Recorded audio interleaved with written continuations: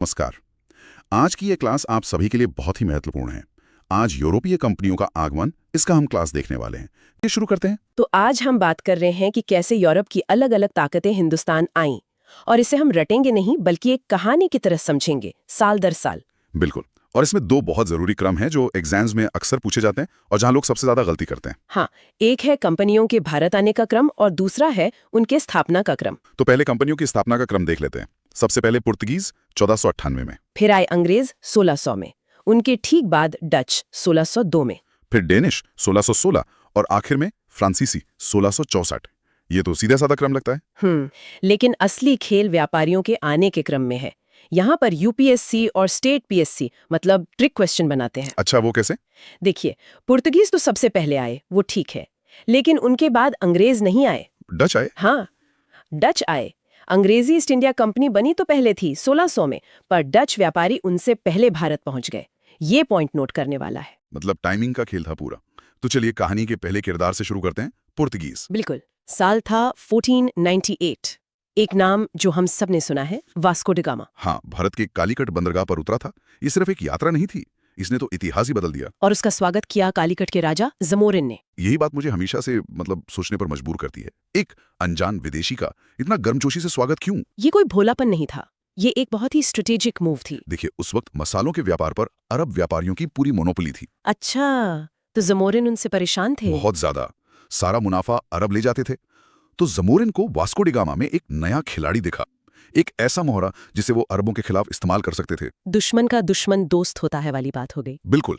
लेकिन इस एक कदम ने, इस एक मुलाकात ने यूरोप के लिए भारत के समुद्री व्यापार का दरवाजा हमेशा के लिए खोल दिया। और पुर्तगाली सिर्फ व्यापार करने तो आए नहीं थे। नहीं, बिल्कुल नहीं। 1505 में फ्रांसिस्को डे अल्मीडा को भारत का पहला पुर्तगाली वाइसराय बनाकर भेजा गया, और वो अपने साथ एक बहुत ही आक्रामक पॉलिसी लेकर आए। Blue water policy. हाँ, या शांत जल की नीति। नाम तो बड़ा शांत है, शांत जल की नीति, पर इसका असली मतलब क्या था? मतलब नाम के ठीक उल्टा था। अल्मीडा का मानना था कि भारत की जमीन पर किले जीतने से कुछ नहीं होगा, असली ताकत समंदर में है। मतलब हिंद महासागर पर कब्जा कर लो। एग्जैक्टली। जिसने हिंद महासागर को कंट्रोल कर लिया, उसने व्यापार को कंट्रोल कर लिया। ये तो आज की जियोपॉलिटिक्स जैसा है। जैसे साउथ चाइना सी में चीन अपनी नेवल डोमिनेंस बनाना चाहता है। बिल्कुल वही सोच थी।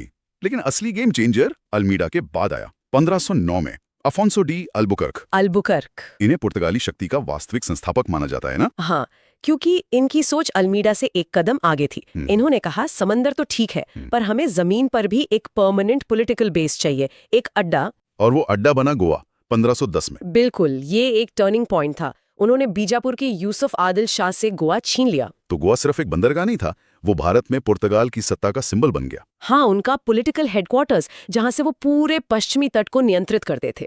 और सिर्फ इतना ही नहीं, उन्होंने गोवा में सती प्रथा पर भी रोक लगा दी। अच्छा जी, ये दिखाता है कि वो सिर्फ व्यापारी नहीं थे, वो यहाँ के सामाजिक मामलों में भी दखल दे रहे थे। तो मीम्स के लिए ये एक अच्छा पॉइंट है कि अल्बुक्यूर्क की भूमिका क्या थी। निश्चित रूप से। और इसी नींव पर आगे नीनो डी कुन्हा ने साम्राज्य को और फैलाया। 1534 में बसीन और 1535 में दीव पर कब्जा। तो पश्चिमी तट पर उनकी पकड़ बहुत मजबूत हो गई। बहुत ज्यादा। लेकिन ये सब बाकी यूरोपीय ताकतों से ज्यादा दिन तक छिपा नहीं रह सका। और फिर एंट्री हुई डचों की। सही। 1605 में डचों ने अपना पहला कारखाना मसूलीपट्टनम में लगाया, पर उनकी बिजनेस स्ट्रेटजी पुर्तगालियों से एकदम अलग थी। कैसे अलग थी? आए तो वो भी मसालों के लिए थे। हाँ, पर उनका मुख्य ध्यान भारत पर नहीं, इंडोनेशिया के मसाला द्वीपों पर था। भारत उनके लिए एक तरह का सोर्सिंग हब था। मतलब वो यहाँ से सूती कपड़ा खरीदते थे, जिसकी इंडोनेशिया में बहुत मांग थी, और फिर उस कपड़े के बदले में इंडोनेशिया से मसाले खरीदते थे। अरे वाह, ये तो एक त्रिकोणीय व्यापार, एक ट्रायंगुलर ट्रेड हो गया। हाँ, बहुत ही स्मार्ट बिजनेस स्ट्रैटेजी थी। और उनका जो मुख्यालय था पुलिकट, वहाँ वो पगोड़ा नाम के सोने के सिक्के भी ढालते थे। अपनी खुद की करेंसी। हाँ, ये तो उनकी इकोनॉमिक ऑटोनॉमी का प्रतीक था। बिल्कुल। लेकिन भारत की राजनीति में उनकी दाल ज्यादा गली नहीं। 1759 में हुआ बेदरा का युद्ध, अंग्रेजों और डचों के बीच। हाँ, और इस युद्ध में अंग्रेजों की जीत ने भारत में डचों की राजनीतिक महत्वाकांक्षाओं को हमेशा के लिए खत्म कर दिया। और यहीं से कहानी के सबसे बड़े खिलाड़ी की एंट्री होती है, the English east India company, जो व्यापारी बनकर आई और 200 साल हुकूमत कर गई। इनकी कहानी शुरू होती है 1600 से, जब महारानी एलिजाबेथ प्रथम ने इन्हें एक रॉयल चार्टर दिया। और उस चार्टर का मतलब समझना बहुत जरूरी है। वो सिर्फ एक लाइसेंस नहीं था, वो इंग्लैंड की तरफ से पूर्व में व्यापार करने का एक अधिकार था, मोनोपोली। मतलब इंग्लैंड की कोई और कंपनी इन्हें चैलेंज नहीं कर सकती थी। हाँ, तो ये एक प्राइवेट कंपनी थी जिसे स्टेट का पूरा सपोर्ट था। यही इनका सबसे बड़ा एडवांटेज था। और भारत में पैर जमाने के लिए उन्होंने सीधे मुगल बादशाह जहांगीर के दरबार में दस्तक दी। जी, 1609 में विलियम हॉकिंस पहुंचे। कहते हैं वो तुर्की भाषा बहुत अच्छी जानते थे, जिससे जहांगीर काफी इम्प्रेस हुआ। ये सॉफ्ट डिप्लोमेसी थी। हाँ, पर असली कामयाबी मिली 1615 में, जब सर थॉमस रो आए। इन दोनों में क्या फर्क था? बहुत बड़ा फर्क था। हॉकिंस एक व्यापारी की तरह अनुमति मांगने गए थे, जबकि सर थॉमस रो जेम्स प्रथम के ऑफिशियल एम्बेसडर बनकर एक बराबरी के स्तर पर बात करने आए थे। वो रियायतें नहीं, अधिकार मांगने आए थे। और यहीं से भारत में ब्रिटिश साम्राज्य की नींव पड़ी। हाँ, लेकिन ये सब रातों रात नहीं हुआ। उनकी पहली फैक्ट्री की कहानी ही उनके धैर्य को दिखाती है। अच्छा। 1608 में सूरत में कोशिश की, नाकाम रहे। फिर 1611 में मसूलीपट्टनम में एक टेम्पररी कारखाना खोला और आखिर में 1613 में जाकर उन्हें सूरत में स्थायी कारखाना बनाने की इजाजत मिली। 5 साल लग गए। मतलब कॉम्पिटिटिव एग्जाम्स की तैयारी करने वालों के लिए भी इसमें एक सीख है। पहली बार में सफलता ना मिले तो प्रयास करते रहना है। बिल्कुल। अच्छा, इस रेस में 2 और छोटे खिलाड़ी भी थे, डेनिश और फ्रांसीसी। हाँ, डेनिश तो ज्यादा कुछ कर नहीं पाए। 1620 में त्रांकेबार और 1676 में सैरामपुर में उनकी बस्तियां थीं, पर उनका ध्यान व्यापार से ज्यादा ईसाई मिशनरी गतिविधियों पर था।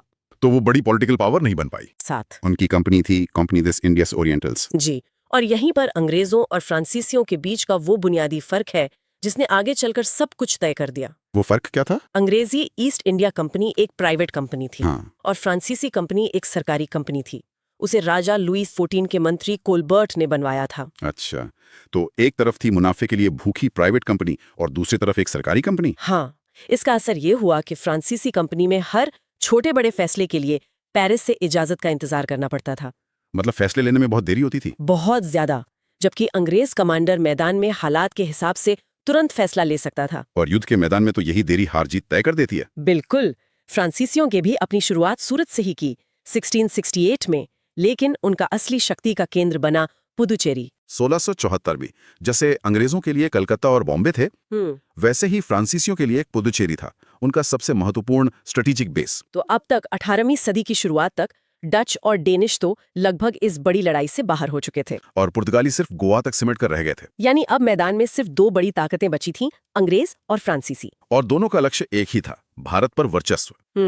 मंच तैयार हो चुका था एक बड़े टकराव के लिए। हम अपने श्रोताओं के लिए एक सवाल छोड़ जाते हैं। इस पर सोचिएगा, आखिर एक private trading company east India company में ऐसा क्या खास था कि उसने न सिर्फ अपने यूरोपीय प्रतिद्वंदियों को हराया, बल्कि एक सरकारी खजाने और सेना के समर्थन वाली फ्रांसीसी कंपनी को भी मात दे दी और आखिरकार पूरे भारत पर कब्जा कर लिया। इस सवाल का जवाब हमें उस दौर की सबसे बड़ी लड़ाइयों में मिलता है, जिन्हें हम कर्नाटक युद्धों के नाम से जानते हैं। शायद अगली चर्चा हम उसी पर करें। बिल्कुल, तब तक पढ़ते रहिए, मेहनत करते रहिए। जय हिंद। पिछली बार हमने बात की थी कि अंग्रेज भारत आए कैसे। आज देखते हैं कि वो यहाँ फैले कैसे। मतलब सवाल ये है कि एक कंपनी जिसका मकसद सिर्फ मुनाफा कमाना था, वो आखिर पूरे उपमहाद्वीप पर राज कैसे करने लगी। ये कहानी किसी एक लड़ाई की नहीं, बल्कि सोची समझी रणनीति, धोखे और मौके का फायदा उठाने की है। इसकी शुरुआत होती है बाकी यूरोपियन ताकतों को रास्ते से हटाने से। सही कहा, ये बिल्कुल एक शतरंज के खेल की तरह था। भारत पर कब्जा करने के लिए अंग्रेजों को पहले बाकी खिलाड़ियों को बोर्ड से हटाना था। उनकी स्ट्रैटेजी एकदम साफ थी, पहले यूरोपियन कॉम्पिटिटर्स को बाहर करो, फिर भारतीय रियासतों से एक एक करके निपटो। और ये बोर्ड साफ करने की शुरुआत तो उन्होंने बहुत पहले ही कर दी थी। 1612 में स्वाली के युद्ध में पुर्तगालियों को हराया। ये एक बड़ी बात थी, क्योंकि उस वक्त समंदर पर पुर्तगालियों का दबदबा था। इस एक जीत ने उनका ये भ्रम तोड़ दिया। फिर कहानी सीधे 1759 पर आती है, चिंसुरा का युद्ध, जहां उन्होंने डचों को हराया। हाँ, और उसके बाद भारत में डचों का कोई खास असर नहीं बचा। लेकिन असली और सबसे बड़ी टक्कर तो फ्रांसीसियों से थी। दोनों ताकतें दुनिया भर में एक दूसरे से लड़ रही थी और भारत उसका एक अहम अखाड़ा बन गया। इसी को हम कर्नाटक युद्धों के नाम से जानते हैं। अच्छा, तो ये लड़ाई भारत की जमीन पर भारतीय राजाओं के नाम पर लड़ी जा रही थी, लेकिन दुश्मनी पूरी तरह से यूरोपियन थी। बिल्कुल, एक तरह का प्रॉक्सी वॉर। पहला कर्नाटक युद्ध जो 1746 से 48 तक चला, वो तो सीधे सीधे यूरोप में चल रहे ऑस्ट्रियन वॉर ऑफ सक्सेशन का नतीजा था। जैसे ही वहां एक्सला शापेल की संधि हुई, यहां भी लड़ाई रुक गई। मतलब भारत में क्या होगा ये यूरोप में तय हो रहा था। हाँ, उस पहले युद्ध का कोई खास नतीजा नहीं निकला। वो बस एक दूसरे की ताकत का अंदाजा लेने जैसा था। असली खेल तो दूसरे युद्ध में शुरू हुआ, जब दोनों ने हैदराबाद और कर्नाटक के सिंहासन के लिए अपने अपने उम्मीदवार खड़े कर दिए। यहीं पर एक बात साफ हो गई जो आगे चलकर बहुत अहम साबित हुई। क्या? कि यूरोपियन तरीके से ट्रेनिंग पाई एक छोटी सी अनुशासित सेना भारत की बड़ी बड़ी सेनाओं पर भारी पड़ सकती थी। ये तो भारतीय शासकों के लिए एक बहुत बड़ी चेतावनी रही होगी। बिल्कुल, लेकिन इसे ज्यादातर लोगों ने नजरअंदाज कर दिया। और इसी का नतीजा हमें तीसरे और आखिरी कर्नाटक युद्ध में देखने को मिला। इसका सबसे निर्णायक पल था 1760 का वांडीवॉश का युद्ध। इस एक लड़ाई ने सब कुछ तय कर दिया। सर आयर कूट के नेतृत्व में ब्रिटिश सेना ने फ्रांसीसियों को ऐसी हार दी कि वो फिर कभी खड़े नहीं हो पाए। तो वांडीवॉश के बाद फ्रांसीसी बस पौंडीचेरी जैसे कुछ इलाकों तक सिमट कर रह गए। मतलब अब मैदान में सिर्फ एक यूरोपियन खिलाड़ी बचा था, ईस्ट इंडिया कंपनी। हाँ, और अब वो अपना पूरा ध्यान भारतीय रियासतों पर लगा सकते थे। लेकिन प्रतिद्वंदियों को हराने के साथ साथ वो एक और काम चुपचाप कर रहे थे, भारत में अपनी जड़ें जमाना। और यहाँ से कहानी और दिलचस्प हो जाती है। ये सिर्फ व्यापार की कोठियां नहीं बना रहे थे, ये किले बना रहे थे। 1639 में फ्रांसिस डे नाम के एक अंग्रेज ने चंद्रगिरी के राजा से जमीन का एक टुकड़ा पट्टे पर लिया, जिसे आज हम मद्रास कहते हैं, और वहां उन्होंने बनाया फोर्ट सेंट जॉर्ज। ये कोई मामूली घटना नहीं थी। हाँ। देखिए, जमीन खरीदना एक बात है, हाँ। लेकिन उस पर किला बनाना दूसरी। ये साफ संकेत था कि कंपनियां लंबे समय तक टिकने का इरादा रखती है। वो अब सिर्फ व्यापारी नहीं थे, वो एक क्षेत्रीय ताकत बन रहे थे। अच्छा, इसके बाद जो हुआ वो तो किसी फिल्मी कहानी जैसा लगता है। 1661 में ब्रिटेन के राजा चार्ल्स द्वितीय की शादी पुर्तगाल की राजकुमारी कैथरीन से होती है, और उन्हें दहेज में भारत का एक द्वीप मिल जाता है, मुंबई। ये सोचने में भी अजीब लगता है ना? भारत का एक हिस्सा यूरोप के दो शाही परिवारों के बीच शादी के तोहफे के तौर पर दिया जा रहा है। बाद में राजा ने उस द्वीप को सिर्फ 10 पाउंड सालाना के किराए पर ईस्ट इंडिया कंपनी को दे दिया। और फिर उन्होंने पूर्वी तट पर भी अपनी पकड़ मजबूत की। 1698 में उन्हें बंगाल में 3 गांव मिले, सुतानुटी, कालिकात और गोविंदपुर। इन्हीं को मिलाकर कलकत्ता शहर बसाया गया, और यहाँ खड़ा हुआ फोर्ट विलियम। अब तस्वीर को जरा बड़ा करके देखिए, मद्रास, मुंबई और कलकत्ता। इस जमीन के 3 टुकड़े नहीं थे, एक स्ट्रेटेजिक ट्रायंगल था। उन्होंने भारत के पूरे समुद्री व्यापार के रास्ते पर अपना शिकंजा कस लिया था। एक शानदार और दूर की सोच वाली रणनीति थी। तो अब उनके पास 3 मजबूत किलेबंद अड्डे थे, लेकिन किलों को चलाने और सेना रखने के लिए पैसा चाहिए, बहुत सारा पैसा। और 18वीं सदी के भारत में बेशुमार दौलत का एक ही ठिकाना था, बंगाल। बिल्कुल सही। तो उनकी नजर बंगाल पर पड़ी, और इस टकराव की जड़ थी 1717 के एक शाही आदेश में, जिसे मुगल बादशाह फारुखसियर का सुनहरा फरमान कहा जाता है। इस फरमान ने कंपनी को बंगाल में बिना टैक्स दिए व्यापार करने की छूट दे दी थी। इससे तो बंगाल के नवाब को सीधे सीधे राजस्व का नुकसान हो रहा होगा। भारी नुकसान। और मामला सिर्फ इतना नहीं था, कंपनी के कर्मचारी इस टैक्स फ्री पास का इस्तेमाल अपने निजी व्यापार के लिए भी कर रहे थे, जिससे बंगाल के स्थानीय व्यापारियों को भी नुकसान हो रहा था। तो ये व्यवस्था एक टिक टिक करते टाइम बॉम्ब की तरह थी। और ये बॉम्ब फटा 1756 में, जब सिराजुद्दौला बंगाल के नवाब बने। वो कंपनी की मनमानी को और बर्दाश्त करने के लिए तैयार नहीं थे। उन्होंने कंपनी को किलेबंदी रोकने और कायदे से टैक्स चुकाने को कहा। जब कंपनी ने आनाकानी की तो उन्होंने कलकत्ता पर हमला कर दिया। यहीं पर वो कालकोठी की घटना यानी ब्लैक होल ट्रेजेडी का जिक्र आता है, जिसमें कहा गया कि नवाब ने कई अंग्रेज कैदियों को एक छोटी सी कोठरी में बंद कर दिया था। हालांकि इतिहासकारों में इस घटना की सच्चाई को लेकर मतभेद हैं, लेकिन अंग्रेजों ने इसे अपने प्रोपेगेंडा के लिए खूब इस्तेमाल किया। और इसी घटना को बहाना बनाकर रॉबर्ट क्लाइव मद्रास से एक सेना लेकर कलकत्ता पहुंचा, जिसके बाद हुआ भारतीय इतिहास का सबसे बदनाम युद्ध, 23 जून 1757, प्लासी का युद्ध। इसे युद्ध कहना भी शायद सही नहीं होगा। ये एक लड़ाई से ज्यादा एक सौदा था, एक धोखा। क्लाइव ने नवाब के सेनापति मीर जाफर, बैंकर जगत सेठ और राय दुर्लभ जैसे बड़े लोगों को नवाब बनाने का लालच देकर अपनी तरफ मिला लिया था। तो सिराजुद्दौला की हार तो पहले से ही तय थी। बिल्कुल। प्लासी की जीत ने ईस्ट इंडिया कंपनी को बंगाल का असली मालिक बना दिया। उन्हें मीर जाफर के रूप में एक कठपुतली नवाब मिल गया, और सबसे बड़ी चीज मिली बंगाल का असीमित खजाना। और इसी पैसे का इस्तेमाल उन्होंने अपनी सेना को और बड़ा और मजबूत बनाने में किया। लेकिन मीर कासिम, जिसे मीर जाफर के बाद नवाब बनाया गया, वो इस कठपुतली के खेल से खुश नहीं थे। उन्होंने कंपनी पर लगाम कसने की कोशिश की, और इसका नतीजा हुआ एक और युद्ध, बक्सर का युद्ध, 22 अक्टूबर 1764। यहाँ पर एक बहुत जरूरी फर्क समझना होगा। अगर प्लासी एक धोखा था, तो बक्सर एक असली सैन्य जीत थी। यहाँ कोई साजिश नहीं थी। एक तरफ कंपनी की छोटी मगर अनुशासित सेना, और दूसरी तरफ 3 बड़ी भारतीय शक्तियों की मिलीजुली फौज, बंगाल के नवाब मीर कासिम, अवध के नवाब शुजाउद्दौला और खुद मुगल बादशाह शाह आलम द्वितीय। और इस लड़ाई में कंपनी जीत गई। इसका क्या मतलब हुआ? इसका मतलब बहुत गहरा था। प्लासी ने उन्हें बंगाल का खजाना दिया था, लेकिन बक्सर ने उन्हें लेजिटिमेसी यानी वैधता दी। जब आप मुगल सम्राट को ही हरा देते हैं, तो आप सिर्फ एक व्यापारी कंपनी नहीं रह जाते, आप एक शासक बन जाते हैं। और इसी जीत के बाद 1765 में इलाहाबाद की संधि हुई और बंगाल में द्वैध शासन यानी ड्यूल गवर्नमेंट की शुरुआत हुई। ये क्या था? ये एक बहुत ही चालाकी भरी व्यवस्था थी। इसका मतलब था दीवानी यानी टैक्स वसूलने का अधिकार और पैसा वो रहेगा कंपनी के पास, और निजामत यानी प्रशासन, कानून व्यवस्था, वो सब जिम्मेदारी रहेगी नवाब के पास। मतलब सारी कमाई कंपनी की और सारी जिम्मेदारी नवाब की। में से एक था। हैदर अली एक आम सैनिक से अपनी काबिलियत के दम पर शासक बने थे। उन्होंने 4 आंग्ल मैसूर युद्धों में अंग्रेजों को कड़ी टक्कर दी। तो इस कहानी का पहला अध्याय क्या था? पहला युद्ध 1767 से 69 वो अंग्रेजों के लिए एक झटके जैसा था। हैदर अली उन पर इतने भारी पड़े कि उन्हें मद्रास तक खदेड़ दिया और अपनी शर्तों पर मद्रास की संधि करने पर मजबूर किया। दूसरे युद्ध के दौरान हैदर अली की मौत हो गई, लेकिन उनके बेटे टीपू सुल्तान ने कमान संभाल ली। टीपू सुल्तान का नाम तो आज भी बहुत सम्मान से लिया जाता है। उन्हें शेर ए मैसूर भी कहते हैं। और वो सच में एक शेर थे, एक दूरदर्शी शासक। उन्होंने फ्रांसीसी क्रांति से प्रेरणा लेकर अपनी राजधानी श्रीरंगपट्टनम में स्वतंत्रता का वृक्ष लगवाया और वो जैकोबिन क्लब के सदस्य भी बने। यही बात अंग्रेजों को सबसे ज्यादा खटकती थी। उन्हें टीपू में एक ऐसा दुश्मन दिखता था जो फ्रांसीसियों के साथ मिलकर उन्हें भारत से निकाल सकता था। तो उन्होंने इस खतरे को खत्म करने की ठानी। हाँ, तीसरे युद्ध में उन्होंने टीपू को हराया और उन पर एक अपमानजनक श्रीरंगपट्टनम की संधि थोपी। और आखिरकार चौथे युद्ध में 1799 में अपनी राजधानी की रक्षा करते हुए टीपू सुल्तान की मृत्यु हो गई। टीपू की मौत के साथ ही दक्षिण में अंग्रेजों के लिए सबसे बड़ी चुनौती खत्म हो गई। इसी दौर में एक और चीज शुरू हुई, सहायक संधि, सब्सिडियरी अलायंस। ये क्या थी? सहायक संधि एक तरह का मीठा जहर थी। इसे लॉर्ड वेलेस्ली ने शुरू किया था।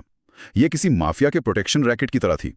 अंग्रेज किसी राजा के पास जाके कहते, आपकी सुरक्षा को खतरा है, हम अपनी सेना आपकी राजधानी में रखेंगे, बस आपको उसका खर्च उठाना होगा। लेकिन इसमें राजा का क्या नुकसान था? उन्हें तो सुरक्षा मिल रही थी। नुकसान यह था कि एक बार ब्रिटिश सेना राज्य में आ गई तो वो राजा अपनी इजाजत के बिना किसी दूसरे राज्य से संधि या युद्ध नहीं कर सकता था। धीरे धीरे वो अपनी आजादी खो बैठता था। 1798 में हैदराबाद इसे स्वीकार करने वाला पहला राज्य बना। तो अब बंगाल और दक्षिण दोनों अंग्रेजों के कब्जे में थे। अब बची उत्तर पश्चिम की बड़ी ताकत, सिख साम्राज्य। जब तक महाराजा रंजीत सिंह जिंदा थे, अंग्रेजों की पंजाब की तरफ आंख उठा के देखने की भी हिम्मत नहीं हुई। 1809 की अमृतसर की संधि ने सतलुज नदी को दोनों साम्राज्यों के बीच की सीमा तय कर दिया था। लेकिन 1839 में रंजीत सिंह की मृत्यु के बाद हालात बदल गए। उनकी मृत्यु के बाद सिख साम्राज्य में आंतरिक कलह और साजिशों का दौर शुरू हो गया और ये अंग्रेजों के लिए एक सुनहरा मौका था। उन्होंने हमेशा से भारतीय शासकों की आपसी फूट का फायदा उठाया था। और इसी का नतीजा थे 2 आंग्ल सिख युद्ध। पहले युद्ध 1845-46 में सिखों की हार हुई और उन्हें लाहौर की संधि करनी पड़ी। और फिर दूसरे युद्ध के बाद तो लॉर्ड डलहौजी ने पूरे पंजाब को ब्रिटिश साम्राज्य में मिला लिया। हाँ, सिंध को वो पहले ही 1843 में हड़प चुके थे। तो आप देखिए कैसे लगभग 150 सालों में एक व्यापारिक कंपनी ने कूटनीति, साजिश और सैन्य ताकत का इस्तेमाल करके पूरे उपमहाद्वीप को अपने काबू में कर लिया। तो अगर हम इस पूरी कहानी को संक्षेप में देखें तो ये एक डोमिनो इफेक्ट की तरह लगता है। पहले यूरोपियन प्रतिद्वंद्वियों को हटाया, फिर बंगाल की दौलत पर कब्जा किया और उसी दौलत से बाकी भारत को जीता। एक जीत दूसरी जीत का रास्ता बनाती चली गई। बिल्कुल, और हर कदम एक सोची समझी रणनीति का हिस्सा था। ये कोई अचानक हुई घटना नहीं थी। वैसे इस अध्याय से जुड़े PDF और अन्य ऑब्जेक्टिव स्टडी मटेरियल जॉब आयोग की वेबसाइट पर देखे जा सकते हैं, जिससे इन घटनाओं के क्रम को समझने में और मदद मिलेगी। ये वाकई एक कमाल की और डरावनी कहानी है कि कैसे मुनाफे की भूख सत्ता की भूख में बदल गई। आज की इस चर्चा से जुड़ा एक सवाल हम अपने साथियों के लिए छोड़ जाते हैं। सवाल है, अगर प्लासी के युद्ध ने अंग्रेजों को भारत की तिजोरी की चाबी दी, तो बक्सर के युद्ध ने उन्हें उस तिजोरी पर बैठने का कानूनी हक कैसे दे दिया? इन दोनों जीतों ने भारत में ब्रिटिश राज की नींव को कैसे अलग अलग तरीकों से मजबूत किया? ये एक बेहतरीन सवाल है। जो भी इसका जवाब कमेंट बॉक्स में विस्तार से लिख पाएगा, हम मानेंगे कि उसने सिर्फ घटनाओं को नहीं बल्कि उनके पीछे की रणनीति और उनके गहरे असर को समझा है। और अगर सोचने में मुश्किल हो तो इस बातचीत को एक बार फिर से सुनना शायद नए नजरिए दे सकता है। तो पिछली चर्चा को ही आगे बढ़ाते हुए हमारी आज की इस क्लास का टॉपिक है 1857 की क्रांति के प्रमुख केंद्र, मतलब उनके नेता कौन थे और इस विद्रोह से जुड़े जो भी महत्वपूर्ण तथ्य हैं। हाँ, ये भारतीय इतिहास का एक ऐसा मोड़ है जहां से प्रीलिम्स और मेंस दोनों में सवाल बनते ही बनते हैं। चलिए इसे बिल्कुल क्रम से समझते हैं। हाँ, और इसे समझने का सबसे अच्छा तरीका यही है कि हम एक एक केंद्र को देखें, वहां के नेतृत्व को समझें और जाने कि वहां अंग्रेजों की तरफ से किसने विद्रोह को दबाया। ये मैच द फॉलोइंग वाले सवालों के लिए तो बहुत ही जरूरी है। बिल्कुल, तो चलिए शुरू करते हैं दिल्ली से। हाँ, तारीख थी 11 मई 1857। यहाँ प्रतीकात्मक नेतृत्व तो मुगल बादशाह बहादुर शाह जफर के पास था, लेकिन असल सैन्य कमान जनरल बख्त खां के हाथों में थी। और देखिए, दिल्ली पर कब्जा करना विद्रोहियों के लिए एक बहुत बड़ी मनोवैज्ञानिक जीत थी। ताकत लगा दी। यहाँ विद्रोह को दबाने वाले मुख्य अंग्रेज अधिकारी थे निकलसन और हडसन। अच्छा। निकलसन इस लड़ाई में मारा भी गया था। और इस घटना का जो लॉन्ग टर्म इम्पैक्ट हुआ वो ये था कि मुगल शासन का अंत हमेशा के लिए हो गया। सही बात है। दिल्ली के बाद क्रांति की आग पहुंची कानपुर, 5 जून 1857। यहाँ नेतृत्व कर रहे थे नाना साहब और उनके सेनापति तात्या टोपे। हाँ, नाना साहब जो अंतिम पेशवा बाजीराव द्वितीय के दत्तक पुत्र थे, उनकी पेंशन अंग्रेजों ने बंद कर दी थी। अच्छा। ये डॉक्ट्रिन ऑफ लैप्स की जो नीति थी उसका एक बहुत बड़ा परिणाम था। कानपुर में विद्रोह का दमन कैम्बल और हैवलॉक ने किया। यहाँ ये समझना जरूरी है कि कैसे व्यक्तिगत कारण जैसे पेंशन का बंद होना एक इतने बड़े विद्रोह का हिस्सा बन गए। बिल्कुल, ये मेंस के आंसर राइटिंग में कॉजेज ऑफ द रिवोल्ट वाले हिस्से में लिखने के लिए एक बेहतरीन पॉइंट है। सही कहा। अब चलते हैं लखनऊ। 4 जून 1857 यहाँ मोर्चा संभाल रखा था बेगम हजरत महल ने, जो अपनी छोटे बेटे बिरजिस कादिर को नवाब बनाना चाहती थी। हाँ, और अवध का विलय माने एनेक्सेशन डलहौजी की सबसे विवादित नीतियों में से एक था। इसी वजह से लखनऊ में विद्रोह को आम जनता का भी भरपूर समर्थन मिला।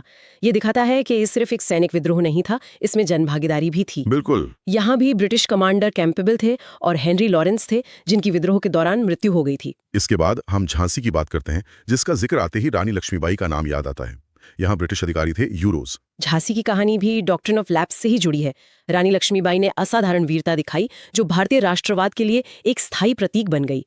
उनका संघर्ष ये दिखाता है कि कैसे स्थानीय शासकों ने अपनी संप्रभुता मतलब सॉवरेनिटी बचाने के लिए ये लड़ाई लड़ी। आगे बढ़ते हैं। इलाहाबाद, जिसे आप प्रयागराज कहते हैं, यहाँ 1857 में नेतृत्व मौलवी लियाकत अली ने किया और अंग्रेजों की तरफ से थे कर्नल नील। हाँ। फिर जगदीशपुर, आरा, जहां अगस्त 1857 में 80 साल के कुंवर सिंह ने विद्रोह का झंडा उठाया। कुंवर सिंह का उदाहरण बहुत महत्वपूर्ण है ना? ये दिखाता है कि विद्रोह का आधार कितना व्यापक था, जिसमें हर उम्र के लोग शामिल थे। जगदीशपुर में विद्रोह को विलियम टेलर और विंसेंट आयर ने दबाया। ये सभी नाम प्रीलिम्स के लिए बहुत इंपॉर्टेंट है। इसी तरह बरेली में खान बहादुर खान और फतेहपुर में अजीमुल्ला ने नेतृत्व किया। और भी कई केंद्र थे, जैसे संभलपुर, असम, ग्वालियर। अंततः 20 जून 1858 को ग्वालियर में इस विद्रोह का दमन कर दिया गया। अब सवाल ये उठता है कि इतना बड़ा विद्रोह आखिर असफल क्यों हुआ? इसके कारणों को समझना मेंस के पर्सपेक्टिव से बहुत जरूरी है। हाँ, तो असफलता के मुख्य कारण थे, एक तो सीमित क्षेत्रीय विस्तार, यानी ये पूरे भारत में नहीं फैला। सही। दूसरा, सीमित सामाजिक आधार, क्योंकि शिक्षित वर्ग और कई रजवाड़े इससे दूर रहे। तीसरा, नेतृत्व और समन्वय की कमी। और चौथा, विद्रोहियों के पास किसी स्पष्ट राजनैतिक दृष्टिकोण का अभाव था। इन पॉइंट्स को थोड़ा और समझते हैं। जब हम कहते हैं समन्वय की कमी, तो इसका मतलब है कि दिल्ली, कानपुर और लखनऊ के नेताओं के बीच कोई केंद्रीय योजना नहीं थी। अच्छा। सब अपने अपने स्तर पर लड़ रहे थे, जबकि अंग्रेजों के पास एक यूनिफाइड कमांड था और बेहतर कम्युनिकेशन जैसे टेलीग्राफ।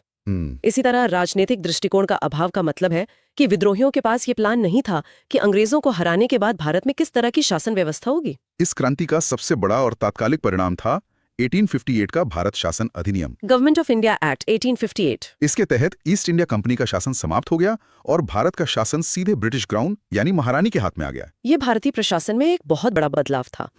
यहीं से सेक्रेटेरिएट स्टेट फॉर इंडिया का पद बना और भारत में वॉइसराय की नियुक्ति शुरू हुई। इसका लॉन्ग टर्म इम्पैक्ट ये हुआ कि भारत पर ब्रिटिश पकड़ और भी ज्यादा संस्थागत, इंस्टीट्यूशनलाइज्ड और मजबूत हो गई। वैसे मैं सभी एस्पिरेंट्स को बता दूं कि इस अध्याय से जुड़ी PDF और अन्य ऑब्जेक्टिव स्टडी मटेरियल जॉब आयोग वेबसाइट पर जाकर देखे जा सकते हैं, जिससे रिवीजन में आसानी होगी। अच्छा, अब अंत में इस क्रांति को इतिहासकारों ने कैसे देखा है, इस पर भी बात करते हैं। यहाँ से इंटरव्यू में सवाल बन सकते हैं, जैसे VD सावरकर ने इसे भारत का प्रथम स्वतंत्रता संग्राम कहा। बिल्कुल। वहीं DR होम्स ने इसे बर्बरता तथा सभ्यता के मध्य युद्ध कहा, जो एक बहुत ही नस्लवादी रेसिस्ट दृष्टिकोण है। डिज़रायली, जो उस समय ब्रिटिश संसद में थे, उन्होंने इसे एक राष्ट्रीय विद्रोह माना। अच्छा। जबकि जॉन लॉरेंस और सीले जैसे इतिहासकारों ने इसे सिर्फ एक पूर्णतया सिपाही विद्रोह कहा। मक्तों के साथ कुछ महत्वपूर्ण किताबें भी हैं, जैसे SN सेन की 1857 और RC मजुमदार की sepoy mutiny and the revolt of 1857। इन किताबों और विचारों को समझना जरूरी है, क्योंकि ये हमें 1857 को लेकर अलग अलग दृष्टिकोण देते हैं। कोई एक परिभाषा इस जटिल घटना को पूरी तरह नहीं समझा सकती।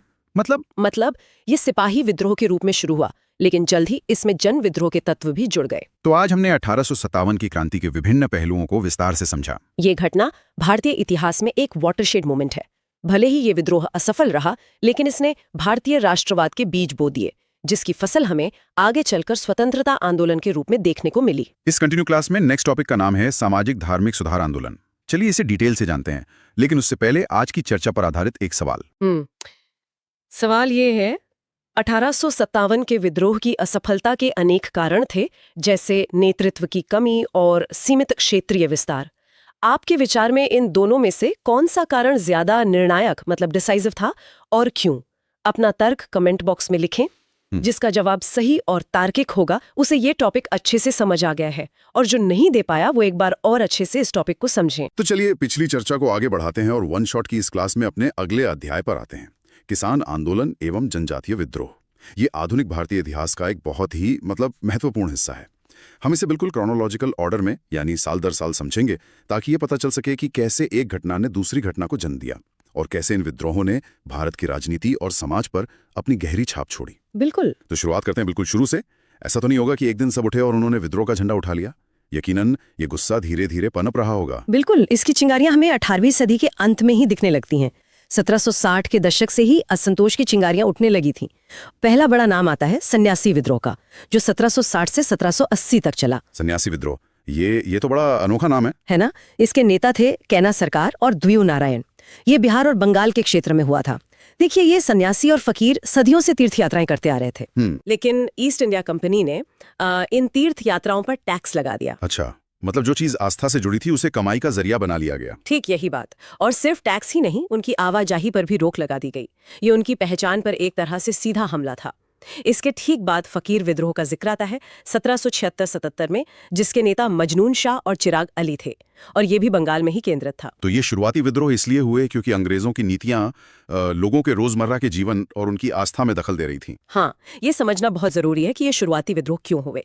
प्रीलिम्स के लिए नेता और साल जरूरी है, लेकिन मेंस के लिए इसका प्रभाव समझना होगा। इन विद्रोहों ने पहली बार कंपनी शासन को संगठित रूप से चुनौती दी, भले ही वो स्थानीय स्तर पर थी। इसी क्रम में आगे और भी कई विद्रोह दिखते हैं, जैसे चुआर विद्रोह है 1798 का, फिर दक्षिण भारत में पॉलीगारों का विद्रोह जो 1801 से 05 तक चला, और त्रावणकोर में बिलुथम्पी विद्रोह भी था 1808-9 में। ऐसा लगता है कि पूरे भारत में अलग अलग जगहों पर यह असंतोष फैल रहा था। बिल्कुल, ये सब अलग थलग घटनाएं नहीं थीं। इन सब के पीछे का मुख्य कारण था ब्रिटिश हस्तक्षेप। चाहे वो उनकी प्रशासनिक व्यवस्था हो, उनकी कर प्रणाली हो, या फिर स्थानीय रीति रिवाजों में दखलंदाजी हो, हर विद्रोह ने आने वाले विद्रोहों के लिए एक जमीन तैयार की। अब 19वीं सदी में आते हैं, जहां हमें जनजातीय विद्रोहों की एक बहुत लंबी सूची दिखती है। जी। शुरुआत पाइक विद्रोह से होती है 1817 से 25 ओडिशा में। इसके नायक बख्शी जगबंधु थे।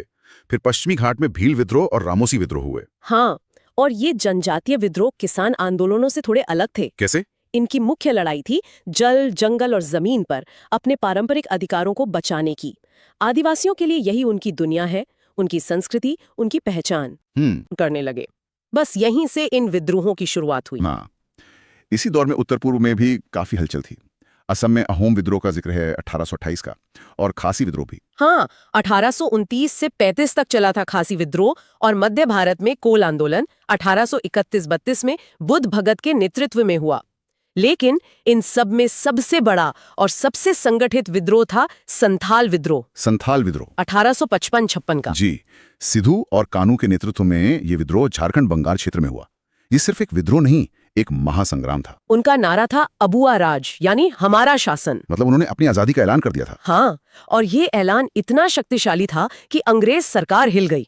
इसका दमन तो बहुत क्रूरता से किया गया, लेकिन इसने अंग्रेजों को एक बहुत बड़ा सबक सिखाया। उन्हें समझ आ गया कि आदिवासी मामलों को नजरअंदाज नहीं किया जा सकता। मतलब इन विद्रोहों ने ब्रिटिश सरकार को अपनी नीतियों पर दोबारा सोचने के लिए मजबूर किया। निश्चित रूप से।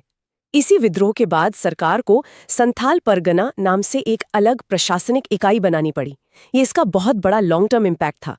ये विद्रोह भले ही सफल ना हुए हों, लेकिन इन्होंने औपनिवेशिक शासन की नींव को हिलाकर रख दिया। तो फिर 1857 की क्रांति हुई, जिसने पूरे भारत को हिला दिया। उसके बाद आंदोलनों का तरीका थोड़ा बदलता हुआ दिखता है। जमीन आसमान का फर्क आ गया। जैसे बंगाल का नील आंदोलन 1859-60 में दिगंबर बिश्वास के नेतृत्व में। हाँ, ये एक बहुत महत्वपूर्ण मोड़ था। इस आंदोलन में पहली बार शिक्षित मध्य वर्ग ने किसानों का साथ दिया और अखबारों में उनके पक्ष में लिखा। अच्छा। यह आंदोलन काफी हद तक सफल रहा और सरकार को नील आयोग का गठन करना पड़ा। यहाँ से किसानों की लड़ाई सिर्फ हिंसक विद्रोह तक सीमित नहीं रही, बल्कि कानूनी और वैचारिक भी हो गई। इसी तरह का पैटर्न हमें पावना विद्रोह और दक्कन विद्रोह में भी दिखता है, जहाँ किसान बढ़े हुए लगान और साहूकारों के खिलाफ खड़े हुए। सही कहा। पावना विद्रोह जो 1873 से 76 तक चला, उसमें किसानों ने लीगल रेजिस्टेंस का रास्ता अपनाया। उन्होंने एक नारा दिया था, हम सिर्फ महारानी के रैयत रहना चाहते हैं। इसका क्या मतलब था? इसका मतलब था कि उनका मुख्य उद्देश्य जमींदारों के शोषण से मुक्ति पाना था, न कि ब्रिटिश शासन को खाड़ फेंकना। वो एक तरह से कह रहे थे कि महारानी, आप हमें इन स्थानीय शोषकों से बचाइए। ये तो एक बहुत ही सोची समझी रणनीति लगती है। बिल्कुल, और ये काम कर गए। इन आंदोलनों के परिणाम स्वरूप सरकार ने बंगाल टेनेंसी एक्ट और डेक्कन एग्रीकल्चरलिस्ट रिलीफ एक्ट जैसे कानून बनाए। यह दिखाता है कि संगठित विरोध का नीतिगत प्रभाव पड़ सकता है। स्टेटवे इन आंदोलनों की बारीकियों को और बेहतर ढंग से समझने के लिए इस अध्याय से जुड़ी PDF और अन्य ऑब्जेक्टिव स्टडी मटेरियल जॉब आयोग वेबसाइट पर जाकर देखे जा सकते हैं। फिर 20वीं सदी में महात्मा गांधी भारतीय राजनीति में आए और उन्होंने किसान आंदोलनों को एक नई दिशा दी। सबसे पहले नाम आता है चंपारण सत्याग्रह का 1917 में। चंपारण बिहार में गांधी जी ने नील किसानों के 3 कठिया प्रणाली के शोषण के खिलाफ भारत में अपना पहला सत्याग्रह किया। ये पूरी तरह सफल रहा और इसने गांधी जी को एक राष्ट्रीय नेता के रूप में स्थापित कर दिया। और अगर हम कॉज एंड इफेक्ट देखें तो चंपारण की सफलता ने ही खेड़ा सत्याग्रह और बाद में बारडोली सत्याग्रह की नींव रखी। बिल्कुल, खेड़ा 1918 में हुआ और बारडोली सत्याग्रह 1928 में, जिसमें वल्लभ भाई पटेल को सरदार की उपाधि मिली। वो भी लगान वृद्धि के खिलाफ था, यानी मुद्दा वही पुराना था, लेकिन अब संघर्ष का तरीका गांधीवादी था, अहिंसक और संगठित। इसी दौर में किसान अपने संगठन भी बनाने लगे थे। हाँ, जैसे 1918 में गौरी शंकर मिश्र और इंद्र नारायण द्विवेदी ने उत्तर प्रदेश किसान सभा बनाई। फिर 1920 में बाबा रामचंद्र ने अवध किसान सभा का गठन किया। ये संगठन किसानों को राष्ट्रीय आंदोलन से जोड़ने का एक माध्यम बने। लेकिन सारे आंदोलन अहिंसक नहीं थे। केरल का मोपला विद्रोह तो काफी हिंसक हो गया था। हाँ, मोपला विद्रोह जो 1920-22 में हुआ, उसकी शुरुआत तो जमींदारी शोषण के खिलाफ ही हुई थी, लेकिन बाद में उसने एक सांप्रदायिक रंग ले लिया। ऐसा क्यों हुआ? वहाँ एक सामाजिक समीकरण था। ज्यादातर जमींदार हिंदू थे और काश्तकार यानी मोपला मुस्लिम थे। जब अंग्रेजों का दमन बहुत ज्यादा बढ़ गया तो आंदोलन अपने रास्ते से भटक गया, और जैसे ही ये हुआ, ये राष्ट्रीय आंदोलन से अलग थलग पड़ गया। ये हमें सिखाता है कि किसी भी आंदोलन की सफलता उसके नेतृत्व और दिशा पर बहुत निर्भर करती है। तो आजादी के करीब आते आते ये किसान आंदोलन और भी संगठित हो गए। बिहार किसान सभा का गठन हुआ 1929 में। जी, स्वामी सहजानंद सरस्वती ने किया, जो बाद में अखिल भारतीय किसान सभा के एक प्रमुख नेता बने। ये किसान आंदोलनों के इंस्टीट्यूशनलाइजेशन मतलब संस्थागत होने का दौर था। मतलब अब मांगे सिर्फ लगान माफी तक सीमित नहीं थी। नहीं, अब मांगे थी जमींदारी उन्मूलन और भूमि सुधार जैसे बड़े मुद्दों पर। और आजादी से ठीक पहले बंगाल में तिभागा आंदोलन हुआ 1946 में। हाँ, जिसकी मांग थी कि फसल का 2/3 हिस्सा यानी तिभागा बटाईदार किसानों को मिले।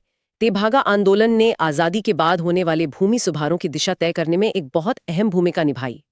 यह दिखाता है कि कैसे स्वतंत्रता संग्राम के साथ साथ एक सामाजिक आर्थिक संघर्ष भी चल रहा था, जिसने आजाद भारत की नीतियों को गहराई से प्रभावित किया। तो आज की इस विस्तृत चर्चा से एक बात तो साफ है, 18वीं सदी के बिखरे हुए विद्रोहों से लेकर 20वीं सदी के संगठित किसान सत्याग्रहों तक ये एक निरंतर चलने वाला संघर्ष था।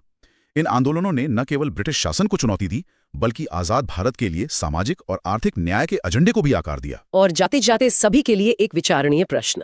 हमने जितने भी किसान और जनजातीय विद्रोहों की चर्चा की, उन सभी में एक सामान्य बात थी: जल, जंगल और जमीन पर अधिकार की लड़ाई और बाहरी शोषण के खिलाफ आवाज। आज के आधुनिक भारत में भी क्या किसान और आदिवासी समुदायों के सबसे बड़े संघर्ष इन्हीं बुनियादी मुद्दों के इर्द गिर्द नहीं घूमते? इस सवाल पर आपकी क्या राय है, हमें कमेंट बॉक्स में जरूर बताइएगा। जो इसका जवाब दे पाएगा वो यकीनन इस पूरी चर्चा के सार को समझ चुका है, और अगर कोई उलझन हो तो इस क्लास को एक बार फिर से जरूर देखिएगा। नमस्कार, वन शॉट क्लास के इस अगले अध्याय में आपका स्वागत है। बिल्कुल, पिछले अध्याय में हमने जो नींव रखी थी, आज उसी पर आगे बढ़ेंगे।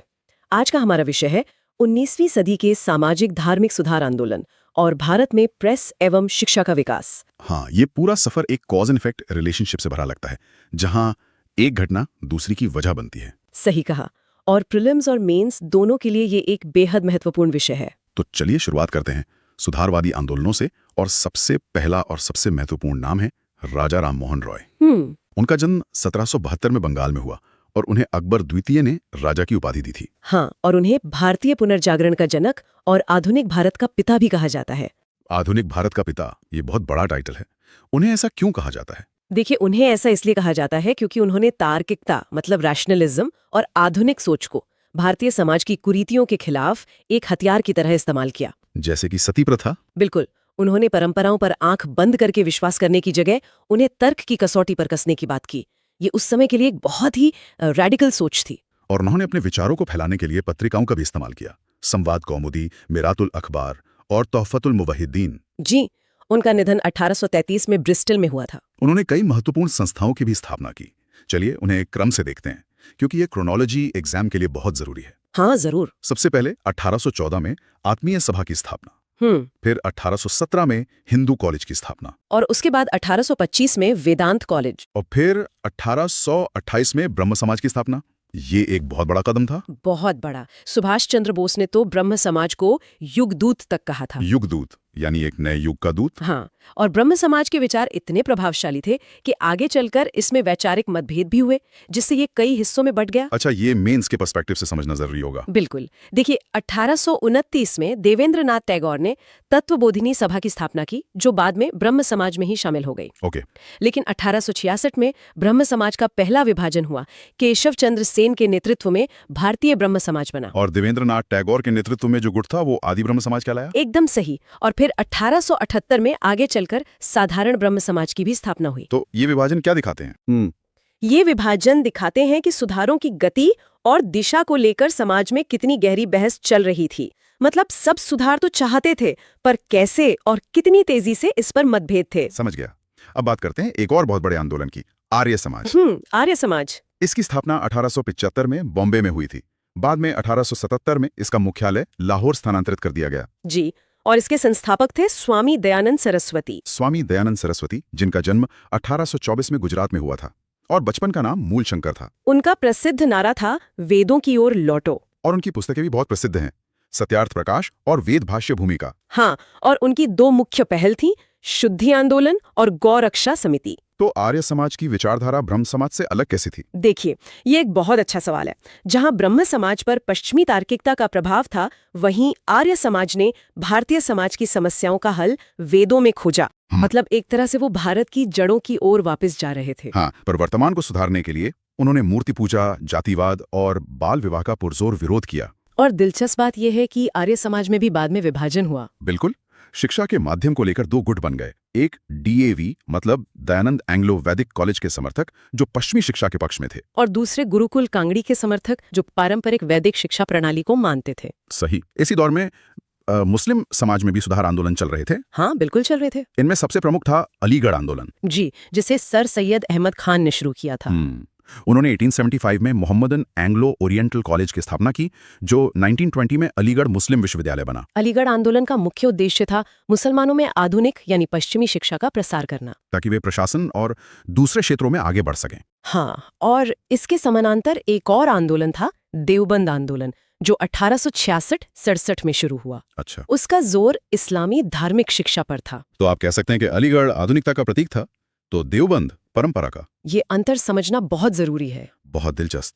तो चलिए अब अपने विश्लेषण के दूसरे हिस्से पर आते हैं, भारत में प्रेस और शिक्षा का विकास।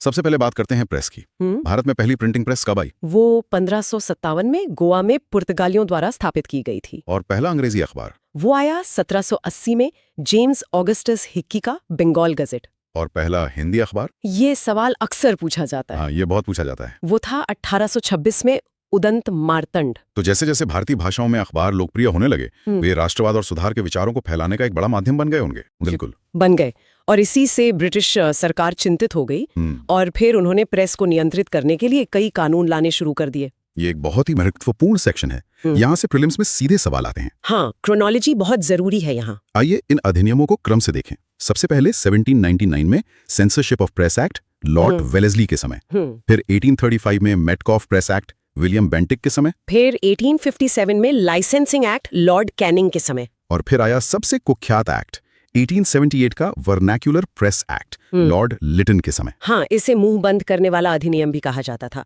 इसका मुख्य निशाना भारतीय भाषाओं के अखबार थे, जो सरकार की नीतियों की तीखी आलोचना कर रहे थे। और इसके बाद भी कानून आए 1908 और 1910 में समाचार पत्र अधिनियम, लॉर्ड मिंटो द्वितीय के समय में। जी, पर वर्नाक्युलर प्रेस एक्ट सबसे ज्यादा महत्वपूर्ण है एग्जाम पॉइंट ऑफ व्यू से। ठीक है, अब बात करते हैं शिक्षा के विकास की। आधुनिक शिक्षा प्रणाली की नींव कैसे रखी गई? इसकी सबसे मजबूत नींव रखी 1854 के चार्ल्स वुड के डिस्पैच ने, जो लॉर्ड डलहौजी के समय आया था। उसे भारतीय शिक्षा का मैग्ना कार्टा भी कहा जाता है। बिल्कुल, और इसी की सिफारिश पर 1857 में कलकत्ता, बंबई और मद्रास में विश्वविद्यालयों की स्थापना हुई। तो वुड्स डिस्पैच का उद्देश्य क्या था? देखिए, उसका मुख्य उद्देश्य तो एक ऐसा वर्ग तैयार करना था जो प्रशासन में अंग्रेजों की मदद कर सके। लेकिन इसका एक अनप्रत्याशित परिणाम भी हुआ। हाँ, इसने अनजाने में एक ऐसे शिक्षित भारतीय वर्ग को भी जन्म दिया जिसने बाद में स्वतंत्रता आंदोलन का नेतृत्व किया। एक क्लासिक बैकफायर था ये। इसके बाद कई आयोग और समितियां बनी। जी, 1882-83 में हंटर कमीशन, लॉर्ड रिबन के समय में। इसका मुख्य ध्यान प्राथमिक शिक्षा यानी प्राइमरी एजुकेशन पर था। फिर 1904 में भारतीय विश्वविद्यालयी अधिनियम, लॉर्ड कर्जन के समय। इसका उद्देश्य था विश्वविद्यालयों पर सरकारी नियंत्रण बढ़ाना, क्योंकि उन्हें लगने लगा था कि ये यूनिवर्सिटीज राष्ट्रवादी विचारों के केंद्र बन रही हैं। और फिर 1917 में सैडलर आयोग, 1929 में हार्टॉग समिति और 1944 में सार्जेंट योजना। हाँ, इन सभी आयोगों और उनकी सिफारिशों की एक डिटेल लिस्ट और नोट्स आपको जॉब आयोग वेबसाइट पर उपलब्ध पीडीएफ में मिल जाएगी, जिससे रिवीजन करना बहुत आसान हो जाता है। ये भी ध्यान रखना महत्वपूर्ण है कि इन आयोगों ने सिफारिशें तो बहुत अच्छी की, लेकिन उन्हें लागू करने में सरकार ने अक्सर ढिलाई बरती। वो तो है। तो आज हमने 19वीं सदी के उन दो सबसे बड़े बदलावों को समझा जिन्होंने आधुनिक भारत की नींव रखी: सामाजिक धार्मिक सुधार और प्रेस शिक्षा का विकास। बिल्कुल, एक तरफ समाज सुधारकों ने अंदर से समाज को बदलने की कोशिश की, तो दूसरी तरफ नई शिक्षा और प्रेस ने लोगों को दुनिया से जोड़ा और उनमें एक राजनीतिक चेतना जगाई। ये दोनों प्रक्रियाएं साथ साथ चली। हाँ, और एक दूसरे को प्रभावित की। आज के इस अध्याय को समाप्त करने से पहले आपकी समझ को परखने के लिए एक कंसेप्चुअल सवाल हो जाए। जरूर। तो सवाल ये है, 18 से 18 के वर्नाक्युलर प्रेस एक्ट और 1904 के भारतीय विश्वविद्यालय अधिनियम के पीछे ब्रिटिश सरकार की सोच में क्या समानता थी, और इन दोनों ने भारतीय राष्ट्रवाद को अनजाने में कैसे प्रभावित किया? बहुत ही अच्छा सवाल है। जो भी लर्नर इस सवाल का जवाब कमेंट बॉक्स में सही सही लिख पाएंगे, इसका मतलब है कि उन्होंने इस टॉपिक की आत्मा को समझ लिया है। और अगर जवाब देने में मुश्किल हो तो घबराने की बात नहीं है। बिल्कुल नहीं, बस इस वन शॉट क्लास को एक बार और ध्यान से देखें, सारे कनेक्शंस साफ हो जाएंगे। सीखते रहें, आगे बढ़ते रहें। वन शॉट क्लास के इस अगले अध्याय में आपका स्वागत है। पिछले अध्याय में हमने जो नींव रखी थी, आज उसी पर आगे बढ़ेंगे। आज का हमारा विषय है भारतीय राष्ट्रीय कांग्रेस का गठन और राष्ट्रीय आंदोलन का उदय। हम स्टेप बाय स्टेप बिल्कुल क्रोनोलॉजिकल ऑर्डर में देखेंगे कि कैसे छोटी छोटी राजनीतिक संस्थाओं से एक अखिल भारतीय संगठन का जन्म हुआ, और कैसे बंगाल के विभाजन ने पूरे स्वतंत्रता संग्राम की दिशा ही बदल दी। हर साल हर घटना एक दूसरे से जुड़ी हुई है। Okay, let's unpack this. और ये क्रम समझना प्रीलिम्स और मेंस दोनों के लिए बहुत जरूरी है। देखिए, इतिहास सिर्फ तारीखों का खेल नहीं है, ये क्यों और कैसे को समझने की प्रक्रिया है। सही बात है। जब हम घटनाओं को एक क्रम में जोड़कर देखते हैं तो हमें उनके पीछे की वजह और उनके दूरगामी परिणाम, मतलब कॉज एंड इफेक्ट रिलेशनशिप, साफ दिखाई देती हैं। आज की चर्चा का यही लक्ष्य है। तो चलिए कहानी की शुरुआत करते हैं। 1885 से भी पहले से कांग्रेस अचानक से नहीं बनी है ना? नहीं, बिल्कुल नहीं। इसकी जमीन कई दशकों से तैयार हो रही थी, खासकर बंगाल में। जैसे 1836 में बनी बंग भाषा प्रकाशक सभा, ये राजा राममोहन राय के सहयोगियों ने स्थापित की थी। हाँ, और इसका मुख्य काम था सरकारी नीतियों की समीक्षा करना। आप कह सकते हैं कि ये एक तरह से संगठित राजनीतिक चेतना की पहली आहट थी। इसके बाद आई लैंड होल्डर्स सोसाइटी 1838 में। इसे भारत की पहली राजनीतिक संस्था माना जाता है। बिल्कुल, संस्थापक थे द्वारकानाथ टैगोर, और जैसा कि नाम से ही जाहिर है, इसका उद्देश्य था जमींदारों के हितों की रक्षा करना। बहुत ही सीमित दायरा था। फिर 1851 में ब्रिटिश इंडियन एसोसिएशन बनी, जो लैंड होल्डर सोसाइटी और बंगाल ब्रिटिश इंडिया सोसाइटी को मिलाकर बनी थी। और यहाँ एक छोटा सा बदलाव आया। इसने पहली बार महसूस किया कि सिर्फ जमींदारों के नहीं, बल्कि थोड़े व्यापक भारतीय हितों के लिए आवाज उठानी होगी। और फिर आया एक मील का पत्थर 1876 में, इंडियन एसोसिएशन। हाँ, ये बहुत जरूरी है। संस्थापक थे सुरेंद्रनाथ बैनर्जी और आनंद मोहन बोस। इसका लक्ष्य था एक मजबूत जनमत तैयार करना और पढ़े लिखे मध्य वर्ग को एक राजनीतिक मंच देना। इसे कांग्रेस की पूर्ववर्ती संस्था भी कहा जाता है। बिल्कुल। What's fascinating here is the evolution. हम देख सकते हैं कि कैसे संगठनों का दायरा वो सीमित स्वार्थों से, यानी जमींदारों के हितों से बढ़कर व्यापक राष्ट्रीय हितों की ओर बढ़ रहा था। और बंगाल ही उस समय केंद्र क्यों था? क्योंकि वहीं ब्रिटिश सत्ता का मुख्यालय था और वहीं सबसे पहले आधुनिक शिक्षा का प्रसार हुआ। अच्छा, बंगाल के साथ साथ बॉम्बे और मद्रास में भी ऐसी ही कोशिशें हो रही थी। हाँ, जैसे 1852 में दादा भाई नौरोजी ने बॉम्बे एसोसिएशन बनाई, फिर 1870 में पूना सार्वजनिक सभा, जिसे एमजी रानडे और जीवी जोशी ने स्थापित किया। सही, और 1884 में मद्रास महाजन सभा। लंदन में भी तो कुछ हो रहा था। हाँ, दादा भाई नौरोजी ने 1866 में ईस्ट इंडिया एसोसिएशन की स्थापना की, ताकि ब्रिटिश जनता और संसद को सीधे भारत की समस्याओं से अवगत कराया जा सके। मतलब ये सब अपनी अपनी जगह प्रयास कर रहे थे। हाँ, और यहाँ एक पैटर्न है।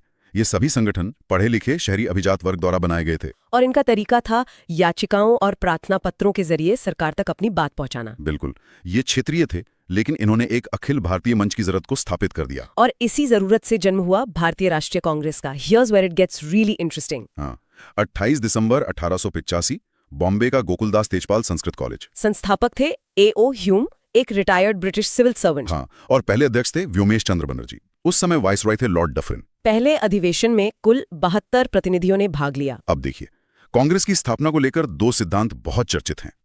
एक है सेफ्टी वॉल्व थ्योरी। अच्छा, ये क्या है? इसके अनुसार ह्यूम ने डफरिन के इशारे पर कांग्रेस की स्थापना की ताकि भारतीयों का जो बढ़ता असंतोष है वो एक सुरक्षित मंच से बाहर निकल जाए और कोई 1857 जैसा बड़ा विद्रोह ना हो। मतलब एक प्रेशर कुकर के वाल्व की तरह। बिल्कुल। लेकिन दूसरा सिद्धांत है लाइटनिंग कंडक्टर का। ये इसका उल्टा लगता है। हाँ, इसके मुताबिक शुरुआती भारतीय राष्ट्रवादियों ने ह्यूम का इस्तेमाल एक ढाल की तरह किया ताकि ब्रिटिश सरकार की तरफ से सीधे विरोध का सामना ना करना पड़े। अच्छा, तो सच शायद इन दोनों के बीच में कहीं है। शायद। तो कांग्रेस के शुरुआती 20 साल उदारवादी चरण कहलाते हैं। दादा भाई नौरोजी, फिरोज शाह मेहता, गोपाल कृष्ण गोखले जैसे नेता ये ब्रिटिश न्यायप्रियता में विश्वास रखते थे और संवैधानिक सुधारों की मांग करते थे। हाँ, बिल्कुल। लेकिन एक घटना ने सब कुछ बदल दिया। बंगाल का विभाजन 1905। वाइसरॉय लॉर्ड कर्जन ने 20 जुलाई 1905 को बंगाल के विभाजन की घोषणा की, जो 16 अक्टूबर 1905 से प्रभावी हुआ। सरकारी तर्क था प्रशासनिक सुविधा कि बंगाल बहुत बड़ा है, प्रशासन चलाना मुश्किल है। पर असली मकसद तो कुछ और ही था, है ना? बिल्कुल। असली मकसद था बंगाल को जो राष्ट्रवाद का गढ़ था उसे हिंदू और मुस्लिम बहुल क्षेत्रों में बांटकर उसकी एकता को तोड़ना। मतलब फूट डालो और राज करो की नीति। If we connect this to the bigger picture, ये उस नीति का सबसे बड़ा उदाहरण था।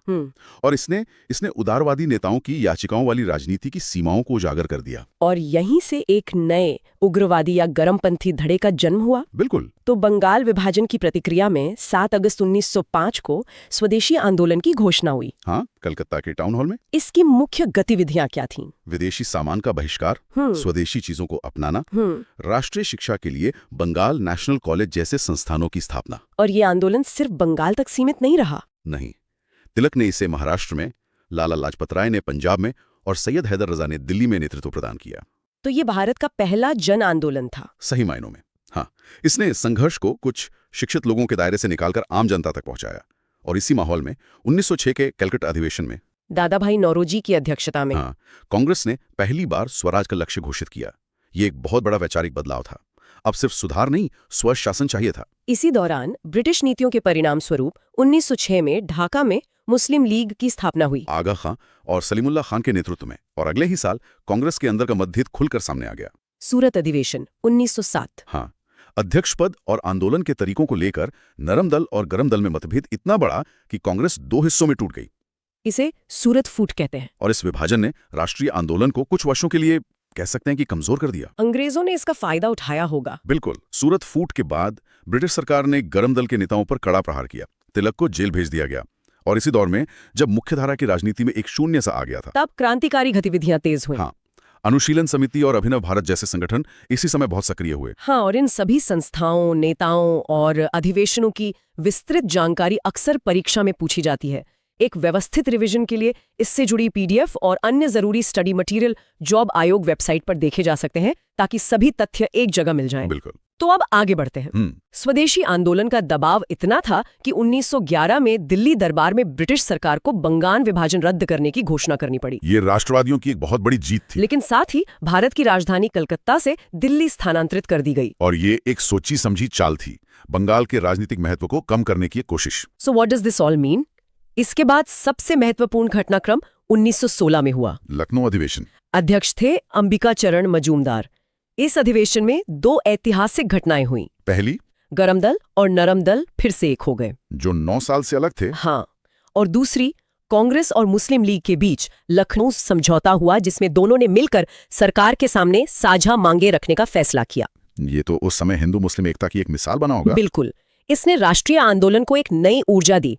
लेकिन इस समझौते में कांग्रेस द्वारा मुस्लिम लीग के लिए पृथक निर्वाचक मंडल यानी सेपरेट इलेक्टोरेट्स की मांग को स्वीकार कर लेना, वो एक ऐसी भूल साबित हुई जिसके दूरगामी नकारात्मक परिणाम हुए। तो आज हमने 1885 से 1916 तक के सफर को देखा। कैसे कांग्रेस का जन्म हुआ, कैसे बंगाल विभाजन ने उदारवादी राजनीति को चुनौती दी, कैसे स्वदेशी आंदोलन ने पहली बार जनता को जोड़ा, और कैसे सूरत की फूट के बाद लखनऊ में फिर से एकता की कोशिश हुई। हर घटना अगली घटना की वजह बनी। यह पूरा दौर भारतीय राष्ट्रवाद के विकास को समझने के लिए बेहद महत्वपूर्ण है। हाँ, अब इस पूरी चर्चा के आधार पर एक वैचारिक प्रश्न जिससे यह परखा जा सकेगा कि इस चर्चा को कितनी गहराई से समझा गया है। प्रश्न है, यदि 1905 में बंगाल का विभाजन ना हुआ होता तो क्या भारतीय राष्ट्रीय कांग्रेस में गरम दल का उदय उतनी ही तीव्रता से होता? और भारतीय स्वतंत्रता संग्राम की दिशा पर इसका क्या प्रभाव पड़ता? इस प्रश्न का उत्तर कमेंट बॉक्स में तर्क के साथ लिखने का प्रयास करें। जो भी इसका एक संतुलित जवाब दे पाएगा, इसका मतलब है कि उसने इस अध्याय के सार को समझ लिया है और जिन्हें उत्तर देने में कठिनाई हो उन्हें निराश होने की जरूरत नहीं है। आप इस चर्चा को एक बार फिर से सुन सकते हैं। हर बार सुनने पर आपकी समझ और गहरी होगी। सीखना एक सतत प्रक्रिया। और ये वो दौर था जब असहयोग आंदोलन के बाद अब एक राजनीतिक खालीपन सा आ गया था। एक वैक्यूम। हाँ, एक वैक्यूम। और इस खालीपन ने दो बिल्कुल अलग अलग रास्तों को जन्म दिया।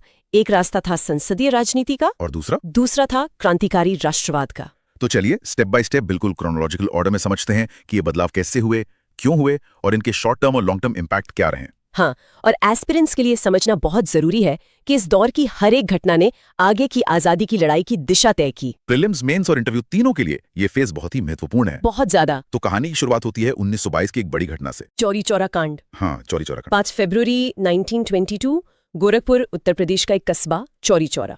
यहाँ भगवान अहीर के नेतृत्व में एक जुलूस और पुलिस के बीच झड़प हुई और बात बढ़ गई। बात बहुत बढ़ गई। गुस्से में भीड़ ने पुलिस स्टेशन में आग लगा दी, जिसमें 22 पुलिसकर्मियों की मृत्यु हो गई। ये घटना गांधी जी के अहिंसा के सिद्धांत के बिल्कुल खिलाफ थी। और इसका तत्काल परिणाम क्या हुआ, इसके इमीडिएट रिएक्शन क्या था? 12 फरवरी 1922 को बारडोली में कांग्रेस की बैठक हुई और गांधी जी ने असहयोग आंदोलन को वापस लेने की घोषणा कर दी। बस एक घटना पर। हाँ, इसका शॉर्ट टर्म इम्पैक्ट तो ये हुआ कि कई राष्ट्रवादी नेताओं में जबरदस्त निराशा फैल गई। लेकिन लॉन्ग टर्म इम्पैक्ट वो बहुत गहरा था। इसने कांग्रेस के अंदर ही एक नई बहस छेड़ दी कि अब आगे का रास्ता क्या हो। और फिर 10 मार्च 1922 को गांधी जी को गिरफ्तार कर लिया गया। जी, और उन्हें 6 साल की सजा सुनाई गई। तो अब गांधी जी जेल में हैं, आंदोलन खत्म हो चुका है। ऐसे में कांग्रेस के भीतर जो वैचारिक मतभेद थे वो तो और बढ़ गए होंगे। बिल्कुल। दिसंबर 1922 के गया अधिवेशन में, जिसके अध्यक्ष चित्तरंजन दास थे, ये मतभेद खुलकर सामने आए। 2 गुट बन गए। कौन कौन से? एक थे अपरिवर्तनवादी यानी नो चेंजर्स। ये गांधीवादी रास्ते पर ही चलना चाहते थे और विधान परिषदों के चुनाव का बहिष्कार जारी रखना चाहते थे। और दूसरे थे परिवर्तनवादी, प्रो चेंजर्स। इनका नेतृत्व CR दास और मोतीलाल नेहरू कर रहे थे। इनका क्या मानना था? इनका मानना था कि हमें विधान परिषदों में प्रवेश करके अंदर से ब्रिटिश सरकार के काम में बाधा डालनी चाहिए, एक तरह से सिस्टम में घुसकर सिस्टम से लड़ना। और इसी बहस से स्वराज पार्टी का जन्म हुआ। बिल्कुल। जब गया अधिवेशन में उनका प्रस्ताव गिर गया तो मार्च 1923 में CR दास और मोतीलाल नेहरू ने कांग्रेस खिलाफत स्वराज पार्टी की स्थापना की, जो बाद में स्वराज पार्टी कहलाई। तो ये एक बड़ा स्ट्रेटेजिक शिफ्ट था। बहुत बड़ा। बहिष्कार की राजनीति से भागीदारी और बाधा की राजनीति की ओर।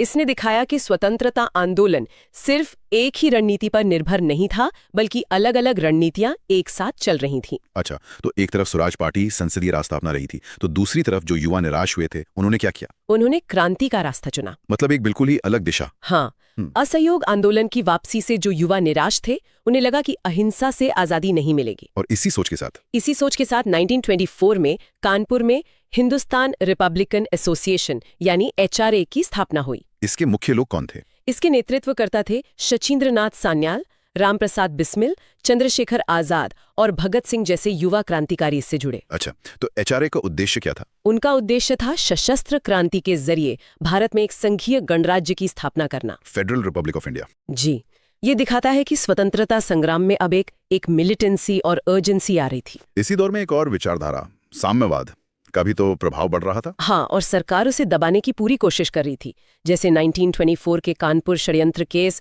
और फिर 1929 के मेरठ षड्यंत्र केस से पता चलता है। लेकिन विचार तो नहीं दबते? बिल्कुल नहीं। 1925 में कानपुर में ही MN रॉय द्वारा भारतीय कम्युनिस्ट पार्टी की स्थापना इसी बढ़ते प्रभाव का प्रतीक थी।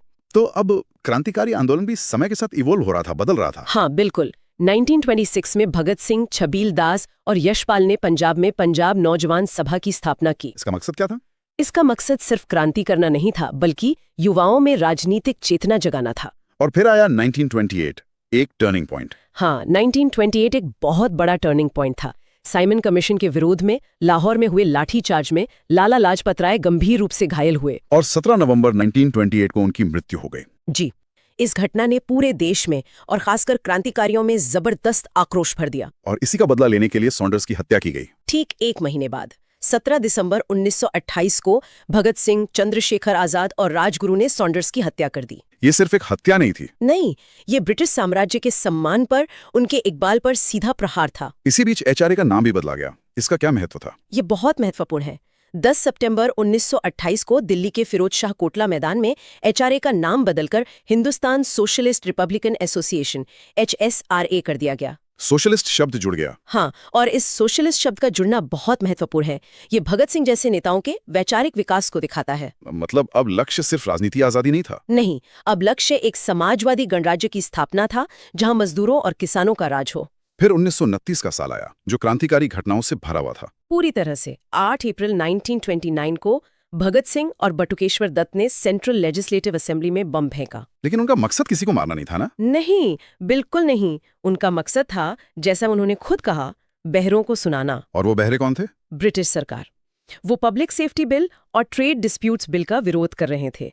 ये ऐसे कानून थे जो नागरिकों और मजदूरों के अधिकारों को छीनने वाले थे। और इसके बाद लाहौर षड्यंत्र केस शुरू हुआ। जी, इस केस के दौरान जेल में क्रांतिकारियों ने राजनीतिक कैदियों के अधिकारों के लिए भूख हड़ताल की। एक ऐतिहासिक भूख हड़ताल। हाँ, और इसी हड़ताल में 64 दिनों के अनशन के बाद 13 दिसंबर 1929 को जतिन दास शहीद हो गए। 64 दिन? जी, 64 दिन। उनके इस बलिदान ने पूरे देश को झकझोर कर रख दिया था। इसी दौरान मजदूर आंदोलन भी तो संगठित हो रहा था। हाँ, हो रहा था। 1920 में AITUC यानी all India trade union Congress की स्थापना हो चुकी थी। ये दिखाता है कि राष्ट्रीय आंदोलन और मजदूर आंदोलन अब करीब आ रहे थे। बिल्कुल। यहाँ लर्नर्स को याद दिलाना चाहेंगे कि इस पूरे अध्याय से जुड़े विस्तृत नोट्स, PDF और ऑब्जेक्टिव प्रैक्टिस मटेरियल आपको जॉब आयोग की वेबसाइट पर मिल जाएंगे। हाँ, उससे रिवीजन और भी पक्का हो जाएगा। तो 1922 से 1929 का ये दौर सिर्फ घटनाओं का एक क्रम नहीं है। नहीं, ये भारतीय स्वतंत्रता संग्राम के वैचारिक मंथन का दौर है। एक तरफ गांधी जी के असहयोग आंदोलन की समाप्ति के बाद कांग्रेस के भीतर संसदीय रास्ते की तलाश थी, तो दूसरी तरफ युवाओं का क्रांति और समाजवाद की ओर झुकाव था। बिल्कुल। इस दौर ने स्वतंत्रता आंदोलन को कह सकते हैं बहुआयामी बना दिया। हाँ, इसने दिखाया कि आजादी की लड़ाई केवल एक रास्ते पर नहीं बल्कि कई समानांतर धाराओं में एक साथ लड़ी जा रही थी और हर धारा का अपना महत्व था। और अब आज की इस चर्चा के आधार पर सभी सीरियस एस्पिरेंट्स के लिए एक कंसेप्चुअल सवाल ध्यान से सुनिएगा। चौरी चौरा की घटना के बाद असहयोग आंदोलन वापस लेने के गांधी जी के निर्णय ने भारतीय स्वतंत्रता संग्राम की दिशा को कैसे और किन दो प्रमुख धाराओं में बदल दिया, विश्लेषण करें। जो भी लर्नर इस सवाल का सही जवाब नीचे कमेंट बॉक्स में लिख पाएगा, इसका मतलब है कि उन्होंने इस अध्याय को गहराई से समझ लिया है। और अगर जवाब देने में कठिनाई हो तो निराश न हो। बिल्कुल नहीं। इसका मतलब है कि आपको बस एक बार और इस वन शॉट क्लास को ध्यान से देखने की जरूरत है। कॉन्सेप्ट्स बिल्कुल क्लियर हो जाएंगे। लगे रहिए। पिछली चर्चा में हमने जो नींव रखी थी, आज उसी पर एक एक ईंट रखकर पूरी कहानी को समझेंगे। हाँ, और आज हम भारतीय स्वतंत्रता संग्राम के उन 20 सालों की बात करेंगे, 1927 से 1947 तक, जहां हर घटना अगली घटना की वजह बन रही थी। बिल्कुल, ये वो दौर था जब एक संयुक्त भारत की आजादी का सपना धीरे धीरे बटे हुए भारत की हकीकत में बदल गया। और ये समझना मेंस और इंटरव्यू के लिए बेहद जरूरी है। वो सिर्फ फैक्ट्स नहीं जानना चाहते, वो आपकी एनालिटिकल स्किल परखते हैं कि आप कॉज एंड इफेक्ट को, मतलब कारण और परिणाम को जोड़कर देख पाते हैं या नहीं। सही कहा। आज की हमारी चर्चा इसी स्किल को शार्पन करने में मदद करेगी। तो कहानी शुरू होती है 1927 से साइमन कमीशन के गठन के साथ। इसका मकसद था 1919 के एक्ट की समीक्षा करना। लेकिन यहाँ एक बात मुझे हमेशा अजीब लगती है। अंग्रेजों को पता था कि भारतीय अपनी सरकार में ज्यादा हिस्सेदारी चाहते हैं, फिर भी उन्होंने एक ऐसी कमेटी बनाई जिसमें सातों के सातों सदस्य अंग्रेज थे, एक भी भारतीय नहीं। क्या वो जानबूझकर उकसा रहे थे? बहुत अच्छा सवाल है।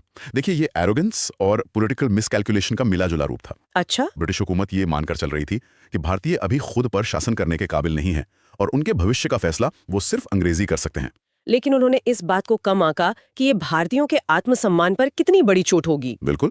नतीजा ये हुआ कि जो पार्टियां आपस में लड़ रही थीं, जैसे कांग्रेस और मुस्लिम लीग, वो सब इस अपमान के खिलाफ एकजुट हो गई। और फिर साइमन गो बैक के नारे पूरे देश में गूंजने लगे। हाँ। और इसी विरोध के जवाब में अंग्रेजों ने एक चुनौती फेंक दी है ना, कि अगर आप में काबिलियत है तो खुद एक संविधान बनाकर दिखाओ जो सबको मंजूर हो। हाँ, और इस चुनौती का जवाब थी 1928 की नेहरू रिपोर्ट, जिसे मोतीलाल नेहरू की अध्यक्षता में एक सर्वदलीय कमेटी ने तैयार किया था। ये रिपोर्ट भारत के इतिहास में एक मील का पत्थर है। यकीनन, क्योंकि ये भारतीयों द्वारा अपने देश के लिए संविधान बनाने का पहला बड़ा प्रयास था। इसमें डोमिनियन स्टेटस की मांग की गई थी, यानी ब्रिटिश साम्राज्य के अंदर ही स्वशासन, पूरी आजादी नहीं। सही।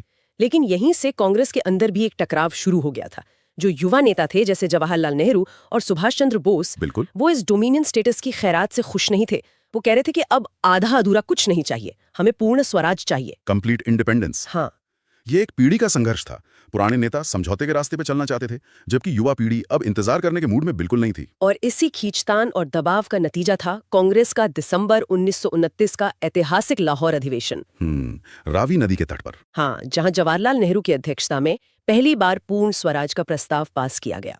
और ये तय हुआ कि 26 जनवरी 1930 को पूरे देश में पूर्ण स्वाधीनता दिवस मनाया जाएगा। अच्छा। यही वो तारीख है जिसकी ऐतिहासिक अहमियत को जिंदा रखने के लिए हमने अपने संविधान को, जो नवंबर 1949 में ही तैयार हो गया था, उसे 26 जनवरी 1950 को लागू किया। बिल्कुल, ये सिर्फ एक तारीख नहीं है, ये एक भावना का प्रतीक है। पूर्ण स्वराज की घोषणा तो हो गई, लेकिन अब इसे जमीन पर उतारने के लिए एक बड़े आंदोलन की जरूरत थी।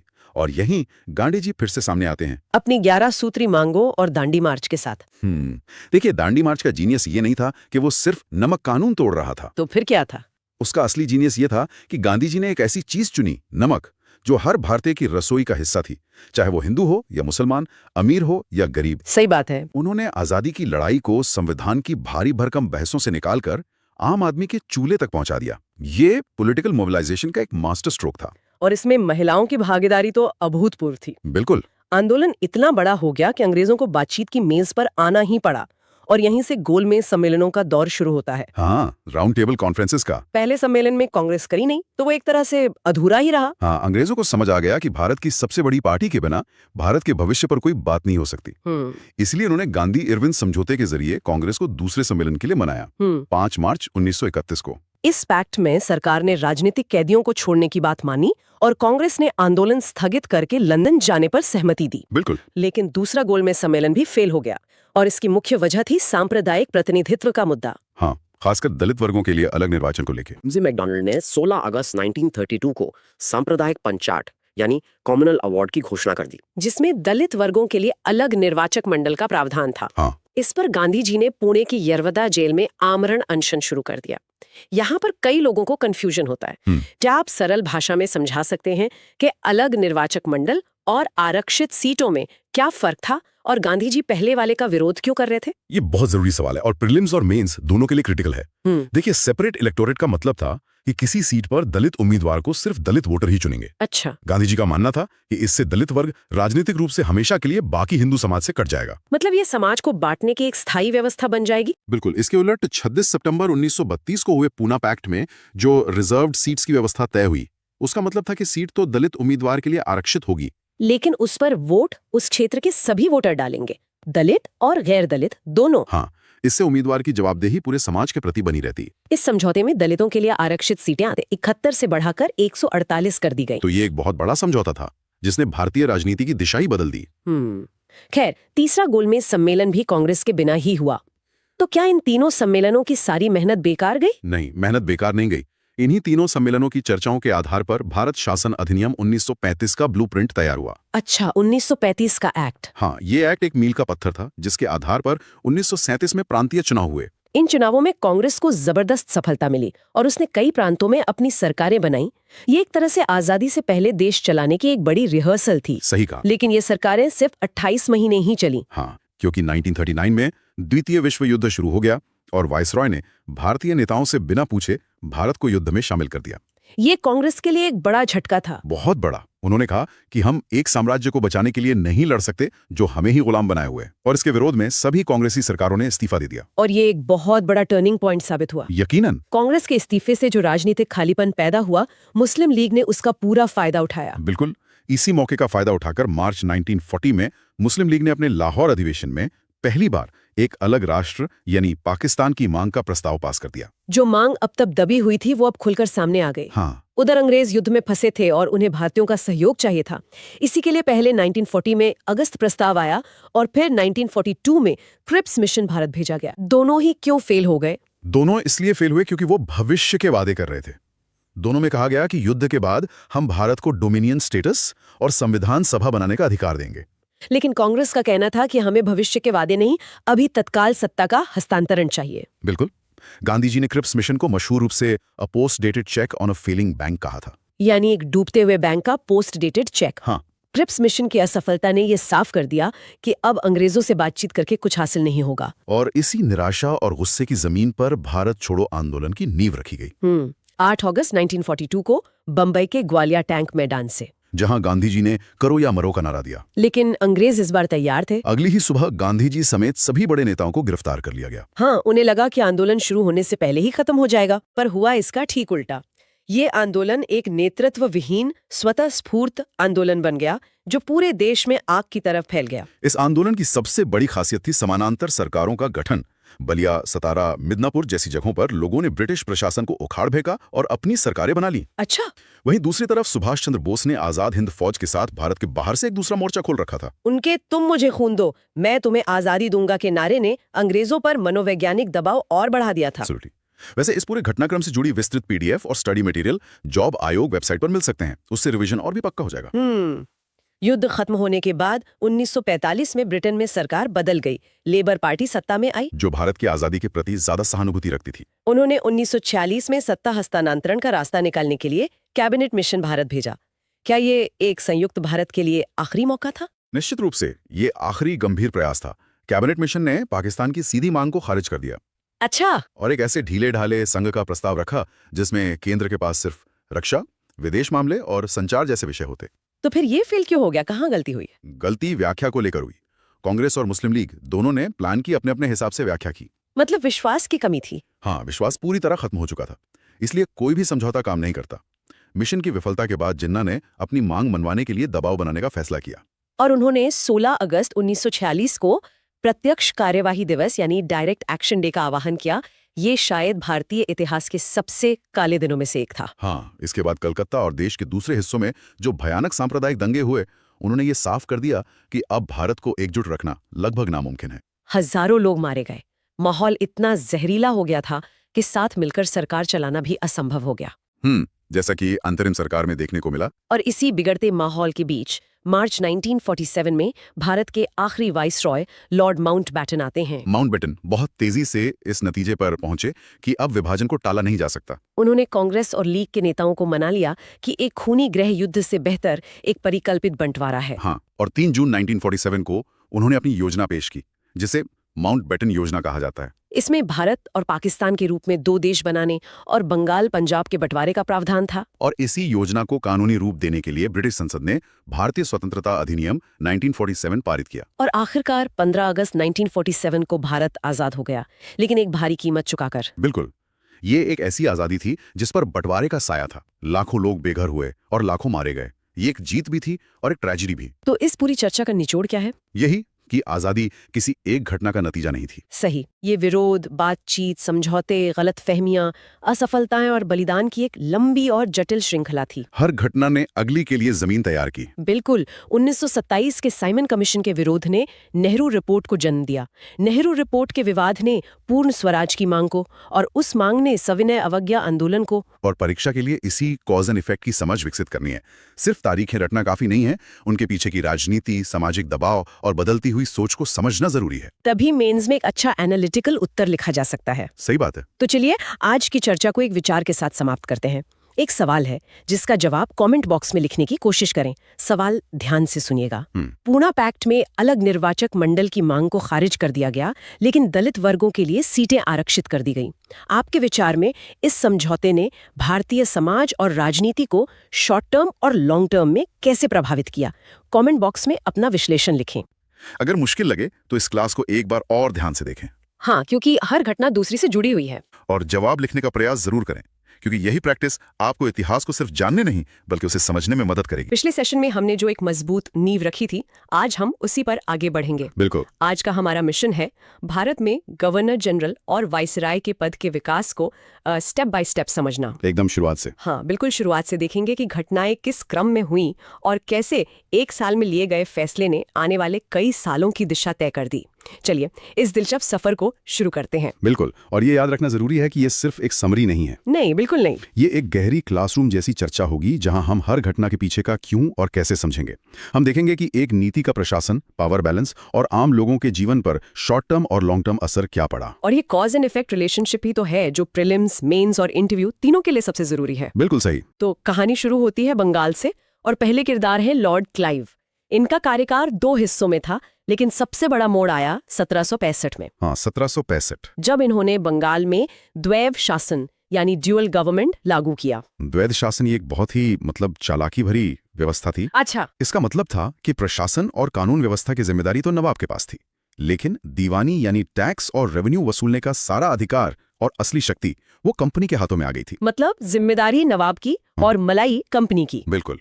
इसका सीधा असर ये हुआ कि जिम्मेदारी किसी की नहीं थी और कंपनी ने बंगाल का आर्थिक शोषण शुरू कर दिया। इस व्यवस्था ने जो प्रशासनिक अराजकता पैदा की, उसी की वजह से ब्रिटिश संसद को दखल देना पड़ा। और उसी दखल के बाद आते हैं वॉरेन हेस्टिंग्स, हाँ। जो बंगाल के पहले गवर्नर जनरल बने। 1772 में इन्होंने आते ही द्वैध शासन को खत्म कर दिया और फिर 1773 में रेगुलेटिंग एक्ट पास हुआ। रेगुलेटिंग एक्ट एक लैंडमार्क इवेंट है। ये ब्रिटिश संसद द्वारा ईस्ट इंडिया कंपनी के मामलों को नियंत्रित करने की पहली कोशिश थी। और इसी एक्ट के तहत सुप्रीम कोर्ट भी बना। हाँ, 1774 में कलकत्ता में सुप्रीम कोर्ट की स्थापना हुई, जिसके पहले मुख्य न्यायाधीश थे एलिजा एम्पी। इसने भारत में एक नए पावर स्ट्रक्चर को जन्म दिया। कैसा पावर स्ट्रक्चर? जहां गवर्नर जनरल की काउंसिल और सुप्रीम कोर्ट के बीच अक्सर अधिकारों को लेकर टकराव होता था। ये दिखाता है कि कैसे एक एडमिनिस्ट्रेटिव प्रॉब्लम को सॉल्व करने की कोशिश ने एक नई लीगल और पॉलिटिकल कॉम्प्लेक्सिटी पैदा कर दी। अच्छा, ये तो दिलचस्प है। बिल्कुल। इसके बाद आते हैं लॉर्ड कॉर्नवालिस, जिन्हें भारत में सिविल सेवा और पुलिस सेवा का जन्मदाता कहा जाता है। हाँ। 1793 में इन्होंने स्थायी बंदोबस्त यानी परमानेंट सेटलमेंट व्यवस्था लागू की। देखिए, स्थायी बंदोबस्त को समझने से लैंड रेवेन्यू सिस्टम्स पर मेंस का एक पूरा सवाल तैयार हो जाता है। सही बात है। इसका मकसद तो था कंपनी के लिए एक तय और स्थायी आमदनी सुनिश्चित करना, लेकिन इसका जो लॉन्ग टर्म असर हुआ वो बहुत विनाशकारी हुआ। कैसे? इसने जमींदारों को जमीन का मालिक बना दिया और किसानों को महज किराएदार। इससे ग्रामीण भारत की पूरी सामाजिक और आर्थिक संरचना ही बदल गई, जिसका असर दशकों तक बल्कि सदियों तक महसूस किया गया। और फिर आते हैं लॉर्ड वेलेस्ली, जिनकी सहायक संधि प्रणाली यानी सब्सिडरी अलायंस ने तो भारत का नक्शा ही बदल दिया। हैदराबाद, मैसूर, अवध, पेशवा, एक के बाद एक कई रियासतें इसका हिस्सा बनी। सहायक संधि सुनने में संधि या ट्रीटी लगती है ना? हाँ बिल्कुल। लेकिन असल में ये बिना युद्ध के किसी राज्य को हड़पने का एक तरीका था, एक बहुत ही क्लेवर तरीका। वो कैसे? जो भी रियासत इस पर दस्तखत करती, उसे अपनी सेना भंग करके कंपनी की सेना रखनी पड़ती थी। अच्छा। इसका लॉन्ग टर्म इम्पैक्ट ये हुआ कि भारतीय रियासतों ने अपनी संप्रभुता, अपनी सॉवरेनिटी खो दी और वो पूरी तरह से अंग्रेजों पर निर्भर हो गई। इसने भारत में ब्रिटिश साम्राज्य को अभूतपूर्व विस्तार दिया। तो अब हम समय में थोड़ा आगे चलते हैं, 20वीं सदी में आते हैं। लॉर्ड अर्विन का कार्यकाल 1926 से 31 तक। ये भारतीय राष्ट्रवाद के उफान का दौर था। बिल्कुल। 1927 में साइमन कमीशन की नियुक्ति, 1929 में पूर्ण स्वराज की घोषणा, 1930 में दांडी मार्च और 1931 में गांधी इरविन समझौता। मतलब एक के बाद एक बड़ी घटनाएं। और यहाँ कॉज एंड इफेक्ट बिल्कुल साफ दिखता है। साइमन कमीशन में एक भी भारतीय सदस्य का न होना, वो तो सबसे बड़ी वजह थी। हाँ, वही राष्ट्रव्यापी विरोध का कारण बना। इसी विरोध की ऊर्जा से कांग्रेस ने पूर्ण स्वराज का लक्ष्य अपनाया और सविनय अवज्ञा आंदोलन शुरू किया, जिसकी शुरुआत दांडी मार्च से हुई। और इस आंदोलन का दबाव इतना जबरदस्त था कि ब्रिटिश सरकार को झुकना पड़ा और गांधी इरविन समझौता हुआ। हर एक्शन का एक इक्वल एंड ऑपोजिट रिएक्शन था। इसके बाद आता है लॉर्ड लिनलिथगो का लंबा कार्यकाल 1936 से 44 तक, जो दूसरे विश्व युद्ध के साए में बीता। हाँ। क्रिप्स मिशन और भारत छोड़ो आंदोलन 1942 इस दौर की सबसे बड़ी घटनाएं थीं। बिल्कुल। जब भारतीयों से पूछे बिना भारत को विश्व युद्ध में शामिल कर लिया गया, तो कांग्रेस ने प्रांतीय सरकारों से इस्तीफा दे दिया। एक पॉलिटिकल डेडलॉक बन गया था। हाँ, और इस डेडलॉक को तोड़ने के लिए अगस्त प्रस्ताव और फिर क्रिप्स मिशन भेजे गए। जब ये दोनों मिशन भारतीयों की स्वराज की मांग को पूरा करने में असफल रहे, तो उसका सीधा परिणाम करो या मरो, भारत छोड़ो आंदोलन के रूप में सामने आया। करो या मरो।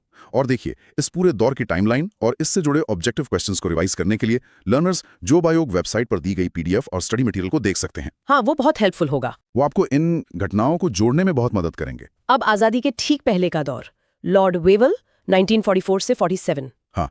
शिमला सम्मेलन और कैबिनेट मिशन 1946, इनके जरिए एक संयुक्त भारत के लिए समाधान खोजने की आखिरी कोशिशें हुई। ये समाधान खोजने की ब्रिटिश सरकार की अंतिम और शायद सबसे गंभीर कोशिशें थी, लेकिन वो भी सफल नहीं हो पाई। नहीं। कैबिनेट मिशन की विफलता और उसके बाद मुस्लिम लीग द्वारा प्रत्यक्ष कार्रवाई दिवस की घोषणा ने ये लगभग तय कर दिया कि भारत का विभाजन अब टाला नहीं जा सकता। और अंत में आते हैं भारत के अंतिम वायसराय लॉर्ड माउंटबेटन 1947 से 48। हाँ, द फाइनल मैन। इन्होंने 3 जून 1947 को भारत विभाजन की योजना पेश की, जिसे भारतीय स्वतंत्रता अधिनियम 1947 के रूप में ब्रिटिश संसद ने पारित किया। और 15 अगस्त 1947 को सत्ता का हस्तांतरण हुआ। माउंटबेटन का मुख्य कार्य विभाजन और सत्ता हस्तांतरण की प्रक्रिया को तेजी से पूरा करना था। भारतीय स्वतंत्रता अधिनियम वो ऐतिहासिक दस्तावेज था जिसने ब्रिटिश संसद के भारत पर अधिकार को कानूनी रूप से समाप्त किया और भारत और पाकिस्तान को 2 स्वतंत्र राष्ट्रों के रूप में मान्यता दी। बिल्कुल। इस तरह जो सफर 1757 में एक कंपनी के गवर्नर से शुरू हुआ था, वो 1947 में एक विशाल साम्राज्य के वॉइसराय पर आकर खत्म हुआ। तो इस पूरी क्रोनोलॉजिकल यात्रा से एक बात साफ होती है कैसे प्रशासनिक और व्यापारिक नीतियां धीरे धीरे राजनीतिक नियंत्रण का हथियार बन गई। हाँ, और कैसे हर छोटे बड़े फैसले ने भारत के भविष्य पर गहरा और स्थायी प्रभाव छोड़ा। और सोचने वाली बात यह भी है कि उस दौर में बनाई गई कई प्रशासनिक, न्यायिक और पुलिस व्यवस्थाएं आज भी किसी न किसी रूप में हमारे आधुनिक भारत की शासन प्रणाली को प्रभावित करती हैं। ये उनकी विरासत है। बिल्कुल, ये उनकी विरासत है। बिल्कुल। अब आज की इस चर्चा के आधार पर सभी लर्नर्स के लिए कॉन्सेप्चुअल सवाल है। समानता या अंतर दिखाई देता है। बहुत अच्छा सवाल है। दोनों का अंतिम लक्ष्य क्या था? समर्थन भरे स्वर में इस सवाल का जवाब कमेंट बॉक्स में लिखने की कोशिश जरूर करें। जो भी लर्नर इसके लॉजिक को सही ढंग से पकड़ पाएगा, हम मानेंगे कि उन्होंने इस अध्याय को वाकई गहराई से समझा है। और अगर जवाब सोचने में मुश्किल हो तो घबराने की कोई बात नहीं है।